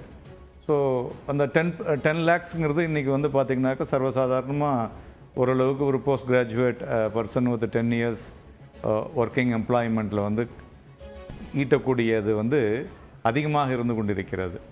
ஸோ அதனால் இது சிம்பிளிஃபைடாக அது வரும்பொழுது மக்கள் வந்து இதை வந்து நிறைய ஆதரிப்பாங்கன்னு தான் தெரியுது. ஏன்னா உங்களுக்கு வந்து சில பேர் என்ன பண்ணுவாங்கனாக்கா அந்த 80Cயில் சம்டைம் விட்டுருவாங்க. ஸோ அதெல்லாம் இப்போ 2வது வந்து இந்த லீவ் ட்ராவல் அலவன்சஸ் அதெல்லாம் பார்த்திங்கனாக்கா நிறைய இப்போ கம்பெனிஸ் என்ன பண்ணுறாங்கனாக்கா காஸ்ட் டு கம்பெனி பேக்கேஜ், உனக்கு 10 லட்ச ரூபா கொடுத்துரு, நீ அதை எப்படி வேணாலும் ஸ்ப்ளிட் பண்ணிக்கோ அப்படிங்கிற மாதிரி சிம்பிளிஃபை பண்ணிகிட்ருக்காங்க. ஸோ அது மாதிரி எல்லாருமே அதை சிம்பிளிஃபை பண்ணும் பொழுது ஸோ ஆஸ் அ இண்டிவிஜுவல் அவங்களுக்கும் வந்து அது வந்து கம்ஃபர்டபுளாக இருக்கும். ஓகே, இல்லை இது தனிநபராக அவங்களுக்கு இன்வெஸ்ட்மெண்ட் சார்ந்த விஷயங்களோ அல்லது புரிதலோ இல்லாமல் இருக்கலாம், ஆனால் அதை ஊக்குவிக்க வேண்டியது அரசோட கடமை தானே. ஒரு தனிநபர் சேமிப்பை நோக்கி எதிர்காலத்தை திட்டமிட்டு சேமிக்கணும் அப்படின்றதுக்கான ஒரு புரிதலை ஏற்படுத்த வேண்டிய கடமை அரசுக்கு இருக்குது. ஆனால் நீங்கள் சேவ் பண்ண வேண்டாம், நியூ டேக்ஸ் ரெஜிமில் வந்து டேக்ஸ் கட்டிட்டு ரொம்ப சிம்பிளிஃபைடாக வாழ்ந்துருங்க அப்படின்னு சொல்கிறது ஒரு சரியான அட்வைசபிளான விஷயமா? அதாவது நல்ல கேள்வி, ஆனால் இந்த கேள்வி வந்து ஒரு 20 வருஷம் 25 வருஷத்துக்கு முன்னாடி சரியான ஒரு கேள்வி. இன்றைய தினத்தில் பார்த்திங்கனாக்க ஒரு சேமிப்பு வந்து ஒரு கட்டாயமாக ஒரு திணிக்கப்பட்ட காலம் அந்த காலம் இருந்தது. இப்போ பார்த்திங்கன்னா இன்சூரன்ஸ்லேயே பார்த்திங்கனாக்க நிறைய பேர் அவங்களே போய் இப்போ எடுக்கிறாங்க. இப்போ முன்னாடி தான் இன்சூரன்ஸுக்கு வந்து ஏஜென்ட் போய் விற்று அவங்க போய் ஃபோர்ஸ் பண்ணி பாலிசிஸ் கொடுக்குற மாதிரி இருந்தது 80Cயில். இப்போ அவங்களே வந்து பண்ணுறாங்க. அதுபோல் உதாரணத்துக்கு மியூச்சுவல் ஃபண்ட்ஸில் போனீங்கன்னாக்கா equity liquid savings scheme, real எஸ்எஸ் அதெல்லாம் பெட்டர் ரிட்டர்ன் கொடுத்துட்ருக்கு. அதனால் ஒரு ரிட்டர்னை அவங்களே அதிகமாக பார்க்கும் பொழுது, அதாவது இந்த லிட்ரஸி வந்து நிறைய த்ரூ கெகா எக்கானமி நிறைய வந்துட்டுருக்கு. ஸோ அதனால் இன்ஃபர்மேஷன் டு த கோர் பார்த்திங்கன்னா அஸ் அ யங்ஸ்டர்ஸுக்கு வந்து நிறைய கிடைக்கிது. ஸோ அதனால் அவங்க வந்து அவங்களுக்கு என்ன வேணுமோ அதை வந்து அவங்க ஆட் பண்ணிக்கிறாங்க. ஓகே, திரு ஜான் மோரிஸ், இது ஒரு சிம்பிளிஃபைடான மெத்தட், அதனால் மக்களுக்கு வேலை வந்து எளிமையாகுது அப்படின்னு பார்க்கணுமா, அல்லது ஒரு சேவிங்ஸ் அற்ற தலைமுறையை உருவாக்கிடும் இந்த நியூ டேக்ஸ் ரெஜிம் அப்படின்னு பார்க்கணுமா? இல்லை, என்னை பொறுத்தவரையில் இப்போ சார் அழகாக சொன்னாங்க, அது சரிதான். ஆனால் என்ன இருந்தாலும் நம்முடைய சமுதாய அமைப்பு இன்றைக்கி இருக்கக்கூடியது வந்து நம்ம ரொம்ப எவ்வளோ ஆர்கனைஸ் பண்ணியிருந்தாலும் ஒரு சேவிங் கல்ச்சர், ஒரு ஹேபிட்டு கொண்டு வர்றது வந்து அன்லஸ் அதர்வைஸ் அவங்க ஃபேமிலி ரொம்ப ஸ்ட்ராங்காக இருந்து நம்ம அப்பா பிளான் பண்ணி இது மாதிரி செய்யணும் கொண்டு போகாத பட்சத்தில் இன்றைக்கி யங்ஸ்டர்ஸை பொறுத்தவரையில் இது ஒரு சின்ன என்னோடய தாட் அதுதான். ஏன்னா அவங்களுக்கு இப்போ ஸ்ட்ரைட்டாகவே ஓகே இது ஒன்றும் பண்ண வேண்டியதில்லை, காசு வந்துடும், இந்த காசு எங்கே போகுது எங்கே வருது. நான் எப்போவுமே சொல்லுவேன் அந்த கணக்கு எழுதணும் அப்படின்னு சொல்கிற மாதிரி இந்த இதை பொறுத்தவரையில் ஒரு நம்மளுடைய இந்த சமுதாய வாழ்க்கை வந்து நீங்கள் இது ஓகே அட்லீஸ்ட் கொஞ்சம் மினிமமாவது இதுலேயே அது கொஞ்சம் பண்ணியிருந்துருக்கலாமோ அப்படிங்கிறது என்னோட ஒரு எண்ணம். ஓகே, நல்ல நல்ல விஷயம். பட் ஸ்டில் இந்த இதை பொறுத்தவரையில் ஒரு நம்முடைய சமுதாய அமைப்பு சார் சொன்ன மாதிரி இப்போ 1/3 இதில் உள்ள வந்துட்டாங்க. இனிமேல் எல்லாருமே வந்துடுவாங்க. அப்படி வரும்போது அந்த சேமிப்பு அப்படிங்கிறது அவங்கவுங்க இது ரிஸ்க்கு வேறு. இப்போ சார் சொன்னாங்க மியூச்சுவல் ஃபண்டு, இது எல்லாமே அதுக்கு இது கரெக்டாக பிளான் பண்ணி போனோம். நீங்கள் இன்றைக்கி எடுத்து பார்த்தீங்கன்னா டெய்லி பேப்பர் படித்தோன்னா ஒரு ஒரு ஒரு 60-70% பாசிட்டிவாக இருக்கும். ஒரு 40% பீப்புள் நான் இதில் தெரியாமல் போட்டேன் அப்படி ஆகிப்போச்சு. இது அப்படி இல்லை, ஒரு பேங்க்கில் டெபாசிட் பண்ணுற மாதிரி 6%னா அந்த 6% கம்பல்சரியாக கிடைக்கும். ஒரு இன்சென்டிவ்ங்கிறது அந்த டேக்ஸ் கெயின். ஓகே, திரு சுந்தர்ராமன், இப்போ பர்சனல் டேக்ஸ் இதை தாண்டி ஓவரால் பட்ஜெட்டில் 9 ப்ரையாரிட்டிஸ் அப்படின்ற அடிப்படையில் நிறைய அறிவிப்புகள் வந்திருக்கு. ஸோ ஒட்டு மொத்தமாக கவனிக்க வேண்டிய விஷயங்கள் இந்த பட்ஜெட்டில் அப்படின்னா என்னென்ன? அதாவது இந்த பட்ஜெட் வந்து ஒரு முக்கியமான ஒரு பட்ஜெட். ஏன்னா ஒரு நம்பிக்கையை வந்து இன்ஸ்டால் பண்ணணும் கவர்மெண்ட். புதுசாக வந்து 3rd டைமில் ஃபர்ஸ்ட் பட்ஜெட் இது வந்திருக்கு. லாங் டேர்முக்கு சப்போர்ட் இருக்கிற மாதிரி. ஸோ அந்த ஆஸ்பெக்டில் பார்த்தோம் அப்படின்னா இப்போ நீட் ஆஃப் தி அவர் வந்து நம்மளுக்கு 2-3 விஷயம் இருந்தது, இன்க்ளூடிங் அன்எம்ப்ளாய்மெண்ட். ஸோ எம்ப்ளாய்மெண்ட் ஆப்பர்ச்சுனிட்டிஸை இன்சென்டிவைஸ் பண்ணணும் அப்படின்றது ஒரு முக்கியமாக இருந்தது. அதுக்கு வந்து ஆப்டாக வந்து பார்த்திங்க அப்படின்னா எம்ப்ளாயீஸ்க்கும் சரி எம்ப்ளாயர்ஸுக்கும் சரி ஃபஸ்ட் டைம் எம்ப்ளாயீஸ்க்கு ஒரு இன்சென்டிவ் கொடுத்துருக்காங்க. ஒரு எக்ஸலன்ட் ஸ்கீம் அது. Direct benefit transfer to employees 1 month salary 3 installmentsல 15,000 rupees, 3 installmentsல 5,000 கொடுக்குற மாதிரி.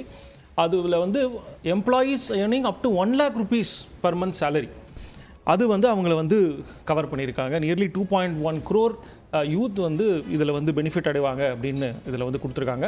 ஸோ இது வந்து டெஃபினட்டாக ஏன்னா நீட் ஆஃப் த அவர் எப்படி இருந்ததுன்னா அதுலேயே நேற்றுக்கு டேபிள் பண்ண எக்கனாமிக் சர்வேல பார்த்தீங்க அப்படின்னா அது ஆர்டிஃபிஷியல் இன்டெலிஜென்ஸ் இதெல்லாம் நிறைய இருக்கிறச்சு எம்ப்ளாய்மெண்ட் க்ரோத்தை வந்து கொண்டு வரணும் அப்படின்ற ஒரு சைக்ளிக்கல் அப்ரோச் இருக்கணும் அப்படின்றது அதுக்கு ஆன்சர் இங்கே வந்து பட்ஜெட்டில் இன்றைக்கி இருக்குது. இது ரொம்ப நல்ல ஸ்கீமாக இருக்கும் அப்படின்னு பார்த்துருக்கு. இதில் ஆல்ரெடி இன்கம் டேக்ஸில் 80JJAன்னு ஒரு ப்ரொவிஷன் இருக்குது. நியூ எம்ப்ளாயீஸ்க்கு கொண்டு வரவங்களுக்கு ஒரு டாக்ஸ் இன்சென்டிவ் வந்து இருக்குது.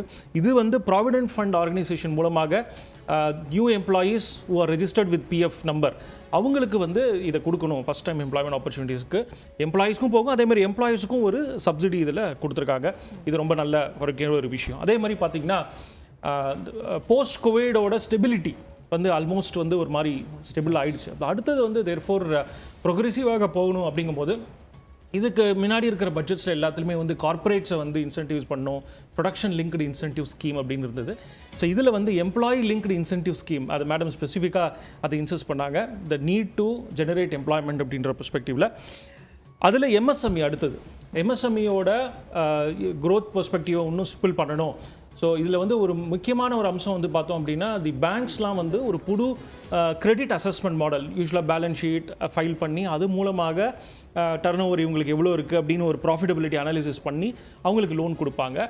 கொலேட்ரல் இல்லாமல் அவங்களுக்கு வந்து கேரண்டி இல்லாமல் technology paste assessment maybe GST returns எல்லாரும் ஃபைல் பண்ணுறாங்க இல்லையா, அது மூலமாக ஒரு புது மாடல் பேங்க்ஸ் டெவலப் பண்ணணும். அது மூலமாக அவங்களுக்கு லோன் எவ்வளோ கொடுக்கலாம் அப்படின்றத நிலை பண்ணி கொடுப்போம் அப்படின்றது MSMEக்கு வந்திருக்கு. முத்ராலோட லோன் ஸ்கீம் லிமிட்டும் பார்த்தீங்கன்னா 10 lakhs to 20 lakhs. So small micro இண்டஸ்ட்ரீஸும் சரி அதேமாதிரி ஸ்மால் அண்ட் மீடியம் இண்டஸ்ட்ரீஸ் இது மோர் பர்டிகுலர்லி நேற்று எக்கனாமிக் சர்வேல 2 பாயிண்ட் மட்டும் எக்கனாமிக் சர்வேல முக்கியமாக கொடுத்துருந்தாங்க. Investment and plant and machineries வந்து கம்மியாக இருந்திருக்கு அப்படின்னு சொல்லிட்டு.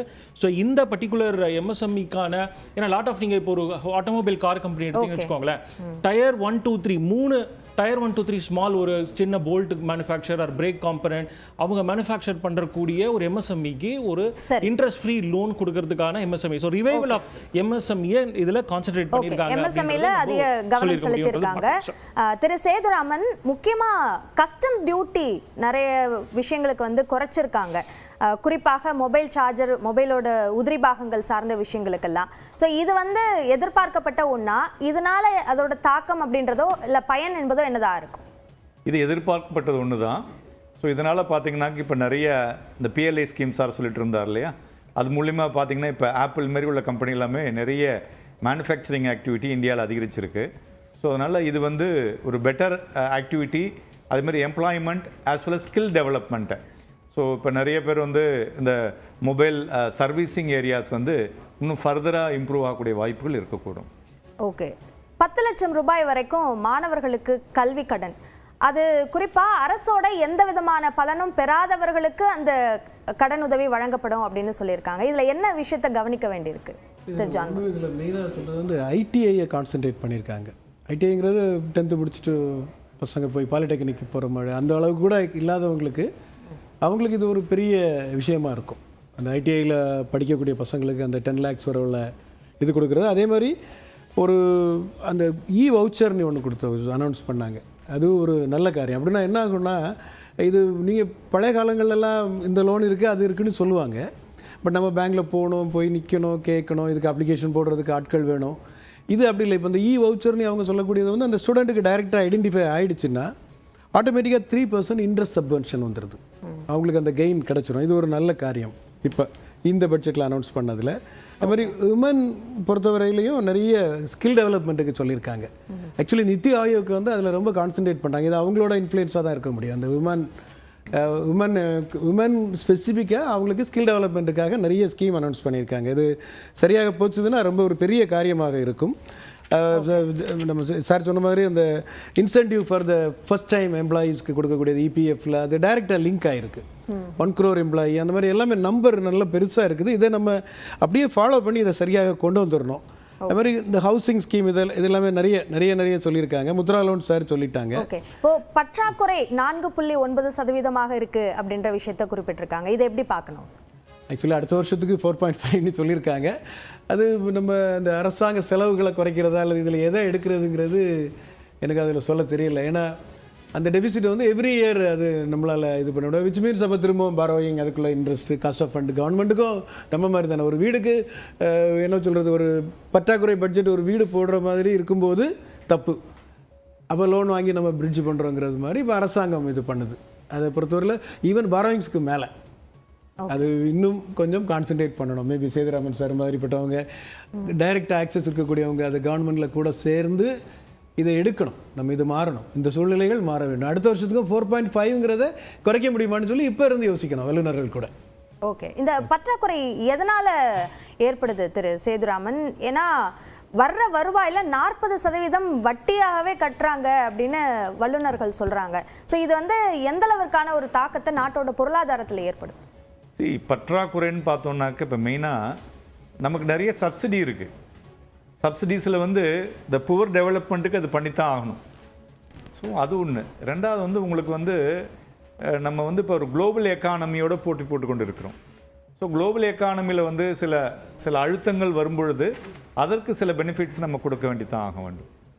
ஸோ அதுபோல் இப்போ க்ரூடு பார்த்திங்கனாக்கா அதனுடைய ஏற்ற இறக்கங்கள். ஸோ அது மாதிரி இது எல்லாமே ஒட்டுமொத்தமாக இருக்கிறதுனால சார் சொன்னது போல் நம்ம வந்து நம்ம வீட்டுக்கு போடக்கூடிய பட்ஜெட்லேயே நமக்கு பற்றாக்குறை வரும்பொழுது, ஸோ இப்போ திடீர்னு ஒரு பேரிடர் நடக்குதுன்னு வச்சுங்களேன், அதனால் அதற்கு வந்து நமக்கு நிறைய விஷயங்கள் வந்து நம்ம சப்ஸ்டியூட் பண்ண வேண்டியிருக்கு. தென் இப்போ வந்து ஒரு இடத்துல இப்போ அஸ்ஸாமில் வந்து எப்போ பார்த்தாலும் பார்த்திங்கன்னா வெள்ளம் வருது. ஸோ அது மாதிரி சமயத்தில் இதெல்லாம் வந்து அன்பிளான்டு எக்ஸ்பெண்டிச்சர்ஸ்ன்னு சொல்லுவாங்க.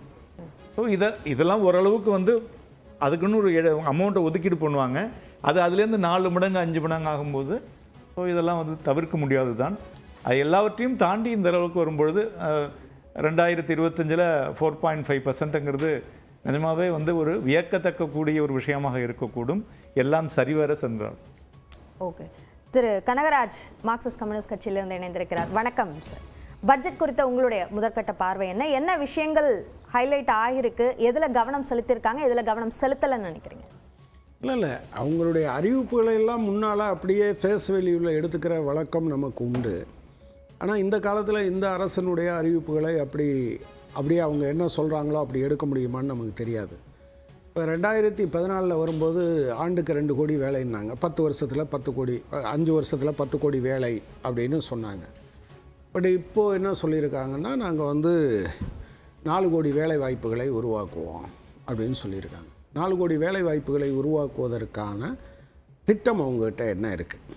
இப்போ கடந்த காலத்தில் அப்படி இப்போ இந்த காலத்தில் வேலையின்மை என்பது உச்சத்தில் வந்திருக்குங்கிறத இந்த இதில் தான் அவங்க ஒத்துக்கிட்டு இருக்காங்க, எக்கனாமிக் சர்வேயில் தான் ஒத்துக்கிட்டு இருக்காங்களே தவிர அதுக்கு முன்னால் வர அரசாங்கத்தினுடைய நிலைப்பாடு என்னவாக இருந்தது அப்படின்னு சொன்னால் நாங்கள் வந்து நிறையா வேலை வாய்ப்புகளை உருவாக்கியிருக்கோம்.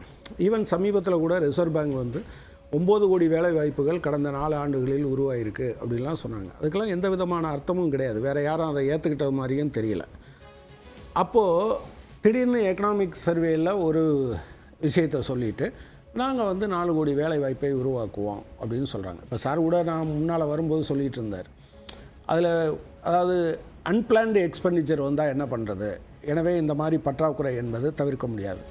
ஆனால் அந்த பற்றாக்குறையெல்லாம் நீங்கள் அப்சார்ப் பண்ணுறதுக்கு ஏதாவது ஒரு வழிமுறை வச்சுருப்பீங்க, நீங்கள் லோன் வாங்கிக்க முடியும். கடந்த 10 ஆண்டுகளில் பார்த்தீங்கன்னா 155 லட்சம் கோடி ரூபாய் கடனை ஒன்றிய அரசாங்கம் வாங்கியிருக்கு. ஆனால் ஸ்டேட் கவர்மெண்ட்டு 0.25% கூடுதலாக நீங்கள் வந்து கடன் வாங்கணுன்னா கூட நீங்கள் வந்து ரிஃபார்ம்ஸுக்கு போகணும். உதாரணமாக வந்து எலக்ட்ரிசிட்டியை தனியார் மயமாக்குறதுக்கான எல்லா ஏற்பாடுகளும் இன்சென்டிவ்ஸ் அறிவிச்சிருக்காங்க நிறுவனங்கள், தொழில் வேலை கொடுக்குறவங்களுக்கும் சரி, அதே மாதிரி ஃபர்ஸ்ட் டைமாக ஜாயின் பண்ணுறவங்களுக்கு அப்படின்னு இன்சென்டிவ்ஸ். இதை நீங்கள் சொல்கிற அந்த வேலைவாய்ப்பை உருவாக்குறதுக்கு உதவுமா? இப்போ நான் என்ன கேட்குறேன், நீங்கள் வேலையில்லா கால நிவாரணம் கொடுத்தீங்கன்னா பரவாயில்ல, வேலைக்கு சேர்றவங்களுக்கு நான் 30 நாள் சம்பளம் கொடுக்குறேங்கிறது இட் மேக்ஸ் நோ சென்ஸ்ன்னு நினைக்கிறேன். 1 மாத சம்பளம் ஒரு கம்பெனிக்கு பெரிய தொகையாக என்ன இப்போ கார்ப்பரேட்டுகளுக்கு. ஆனால் நீங்கள் இந்த தடவை G20 மாநாட்டில் நீங்கள் வந்து வெல்த் டேக்ஸ் போடுறது சம்மந்தமான டிஸ்கஷனை பிரேசில் இனிஷியேட் பண்ணாங்க. ஆனால் இப்போ பார்த்தீங்கன்னா நீங்கள் வந்து ஃபாரின் கார்ப்பரேட் கம்பெனிகளுக்கான டேக்ஸை வந்து 25% இருக்கும்னு சொல்லியிருக்காங்க. ஆக்சுவலாக இதுக்கு முன்னால் 40 இருந்ததா 35 இருந்ததான்னு எனக்கு தெரியல கரெக்டாக. ஆனால் வந்து நீங்கள் குறைச்சிருக்காங்க. ஏன் குறைக்கிறீங்க? நீங்கள் ஒரு பக்கத்தில் எக்கனாமிக் சர்வே என்ன சொல்லுதுன்னா, இவங்க அபரிமிதமான லாபத்தில் மிதந்து கொண்டு இருக்கிறார்கள், வேலை வாய்ப்பை உருவாக்குறதை பற்றி கவலைப்பட மாட்டேன்றாங்கன்னு நீங்கள் எழுதி வச்சுட்டு, நீங்கள் இந்தியன் கார்ப்பரேட்டுக்கு 2019 30%லேருந்து 22% குறைச்சிங்க. ஆனால் இப்போ வந்து ஃபாரின் கார்ப்பரேட் கம்பெனிஸுக்கு நீங்கள் 25% குறைக்கிறீங்க. ஆனால் உலகம் முழுவதும் வேறு ஒரு விஷயத்தை பற்றி பேசிகிட்டு இருக்கிற போது நீங்கள் இப்படி செய்வதன் மூலமாக எதை உருவாக்க போகிறீங்க? இன்னொரு பக்கத்தில் பார்த்தீங்கன்னா கிட்டத்தட்ட ஒரு 38 லட்சம் கோடியோ என்னவோ அடிஷ்னலாக அவங்க சொல்லிகிட்டு இருக்காங்க. இப்போ நீங்கள் ஃபிஸ்கல் டெஃபிசிட் குறைக்கிறது சம்மந்தமாக கூட சொல்கிறாங்க. நம்மளை மாதிரி பார்க்குற சாதாரண ஆளுக்கு 0.6%னா அது வந்து ஒரு சின்ன தொகை மாதிரி தெரியும், ஒரு 1% கீழே அப்படின்னு தெரியும். இதெல்லாம் அல்டிமேட்டாக யார் தலையில் வந்து விடிய போகுது அப்படின்னு நீங்கள் பார்த்தீங்கன்னா நம்ம தலையில் வந்து விடியும். இப்போ நீங்கள் வந்து டைரக்ட் டேக்ஸஸில் இந்த 2 விஷயம் பளிச்சுன்னு தெரியுது. ஒன்று வந்து வருமான வரி குறித்து, அதில் கூட பழைய ரெஜிமில் இருக்கிறவங்களுக்கு என்ன பண்ண போகிறாங்கன்னு தெரில. ஏன்னா அதுதான் வந்து சேவிங்ஸை வந்து என்கரேஜ் பண்ணுறதா இருக்குது. இப்போ இவங்க இதில் என்ன சொல்கிறாங்கன்னா, பழைய ரெஜிமில் இருக்கிறதுக்கு, அதாவது பழைய ரெஜிம்னா இதுக்கு இன்னைக்கு வரை இருக்கிறது, அதுக்கு முந்தின ரெஜிமில் நீங்கள் வந்து ஸ்டாண்டர்ட் டிடக்ஷன் சம்மந்தமாலாம் சொன்னாங்க. இப்போது அதில் இருக்கிறவங்களுக்கு எந்த மாற்றமும் இது பிரதிபலிக்காது. இது சோ கால்டு நியூ ரெஜிம் தான் பயனளிக்கும்.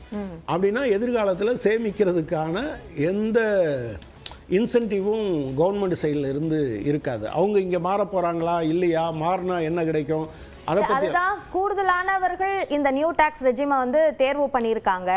ஸோ அவங்க பலன் பெறணுன்றதுனால இதை அறிவிச்சிருக்காங்கன்னு சொல்கிறாங்க. இல்லை அதுதான் இல்லை, அதில் வேற ஒரு சிக்கல் இருக்குது. என்னை விட இவங்க எல்லாரும் பொருளாதாரத்துறையில் வல்லுநர்கள், அதனால் அவங்களோட என்னால் பேச முடியுமான்னு ஒரு ஆர்டினரி மேனாக நான் என்ன பார்க்குறேன்னா, கிட்டத்தட்ட இந்த காலத்தில், அதாவது பிஜேபி ஆட்சி பொறுப்புக்கு வந்த பிறகு டைரக்ட் டேக்ஸு, நேரடி வரி, மறைமுக வரி இருக்குல்ல, இதில் நேரடி வரியில் 2 மட்டும் தான் இப்போ இருக்குது, personal income tax, corporate tax. இது ரெண்டுக்குமான ரேஷியோ பார்த்தீங்கன்னா பர்சனல் இன்கம் டேக்ஸ் இந்த காலத்தில் ஒரு 6-7% வரை அதிகமாக இருக்குது. கார்ப்பரேட் டேக்ஸ் வந்து ஒரு 6-7% குறைஞ்சிருக்குங்கிறத பார்க்குறோம் இந்த 10 இயர்ஸ் பீரியடில். ஸோ இதை ஏதாவது ஒரு வகையில் பேலன்ஸ் பண்ணணுன்னு அவங்க நினச்சிருக்கலாம். ஆனால் அடிப்படையில் பழைய ரெஜிமில் இருக்கிறவங்களுக்கு, பழைய ரெஜிம்ங்கிறது நான் அதை என்ன சொல்கிறேன்னா சேவிங்ஸுக்கான ஒரு ஏற்பாட்டை பண்ணுறது.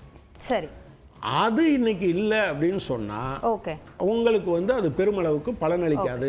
இப்போ மாநில வாரியாக அவங்க அறிவிச்சிருக்கக்கூடிய நிதி சார்ந்த உதவிகள் குறித்து நம்ம பேசலாம். அதற்கு முன்பாக விவசாயத்துறை அதில் அதிகமாக கான்சென்ட்ரேட் பண்ணணும் அப்படின்ற எதிர்பார்ப்பு இருந்தது. ஏன்னா ஓவரால் இன்ஃப்ளேஷன் குறைஞ்சாலும் ஃபுட் இன்ஃப்ளேஷனை பொறுத்த வரைக்கும் அது அதிகரிச்சிருந்தது. ஸோ அதற்கேற்ற மாதிரி விவசாயத்துறையில் கவனம் செலுத்தப்பட்டிருக்கா திரு சுந்தரராமன்? கண்டிப்பாக. அதாவது முன்னாடி சார் சொன்ன மாதிரி சாருக்கே தெரியும். ஆனால் அது வந்து கனகராஜருக்கும் தெரியும். நியூ ரெஜிம் வந்து மோஸ்ட் பெனிஃபிஷியல்ன்ற டேட்டாவும் கொடுத்துட்டாங்க. அது எக்ஸம்ஷன். ஏன்னா எதுவுமே வரல அப்படின்னா எதுவும் இல்லைன்னு சொல்லியிருக்கலாம். இப்போ நியூ டாக்ஸ் ரெஜிம்ஸில் பேலன்ஸ் பண்ணி இன்க்ரீஸ்மெண்ட்டை கொடுத்துட்டாங்க. இன்சென்டிவ் பார்த்தீங்கன்னா கிட்டத்தட்ட 17,500 ருபீஸ் வந்து சேவிங்ஸ் இருக்குன்னு சொல்லிட்டு எதுவுமே வந்து ஒரு numbers and data speaks.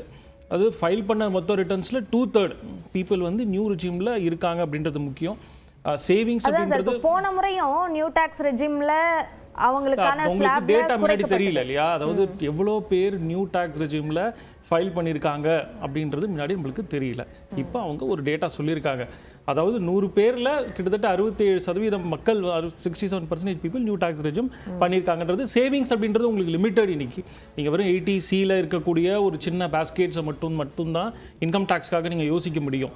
But ஆனால் இன்றைக்கி இருக்கிற ஒரு ஸ்டாக் இதில் மியூச்சுவல் ஃபண்ட்ஸு டிஃப்ரெண்ட் ஸ்கீம்ஸ் எல்லாம் இருக்கிறச்சு எல்லாமே இன்கம் டேக்ஸில் வருது. அதெல்லாம் வந்து விரும்பும் போது மக்கள் நியூ டாக்ஸ் ரெஜிமில் இருக்கும் அப்படின்றது முக்கியமான விஷயம்.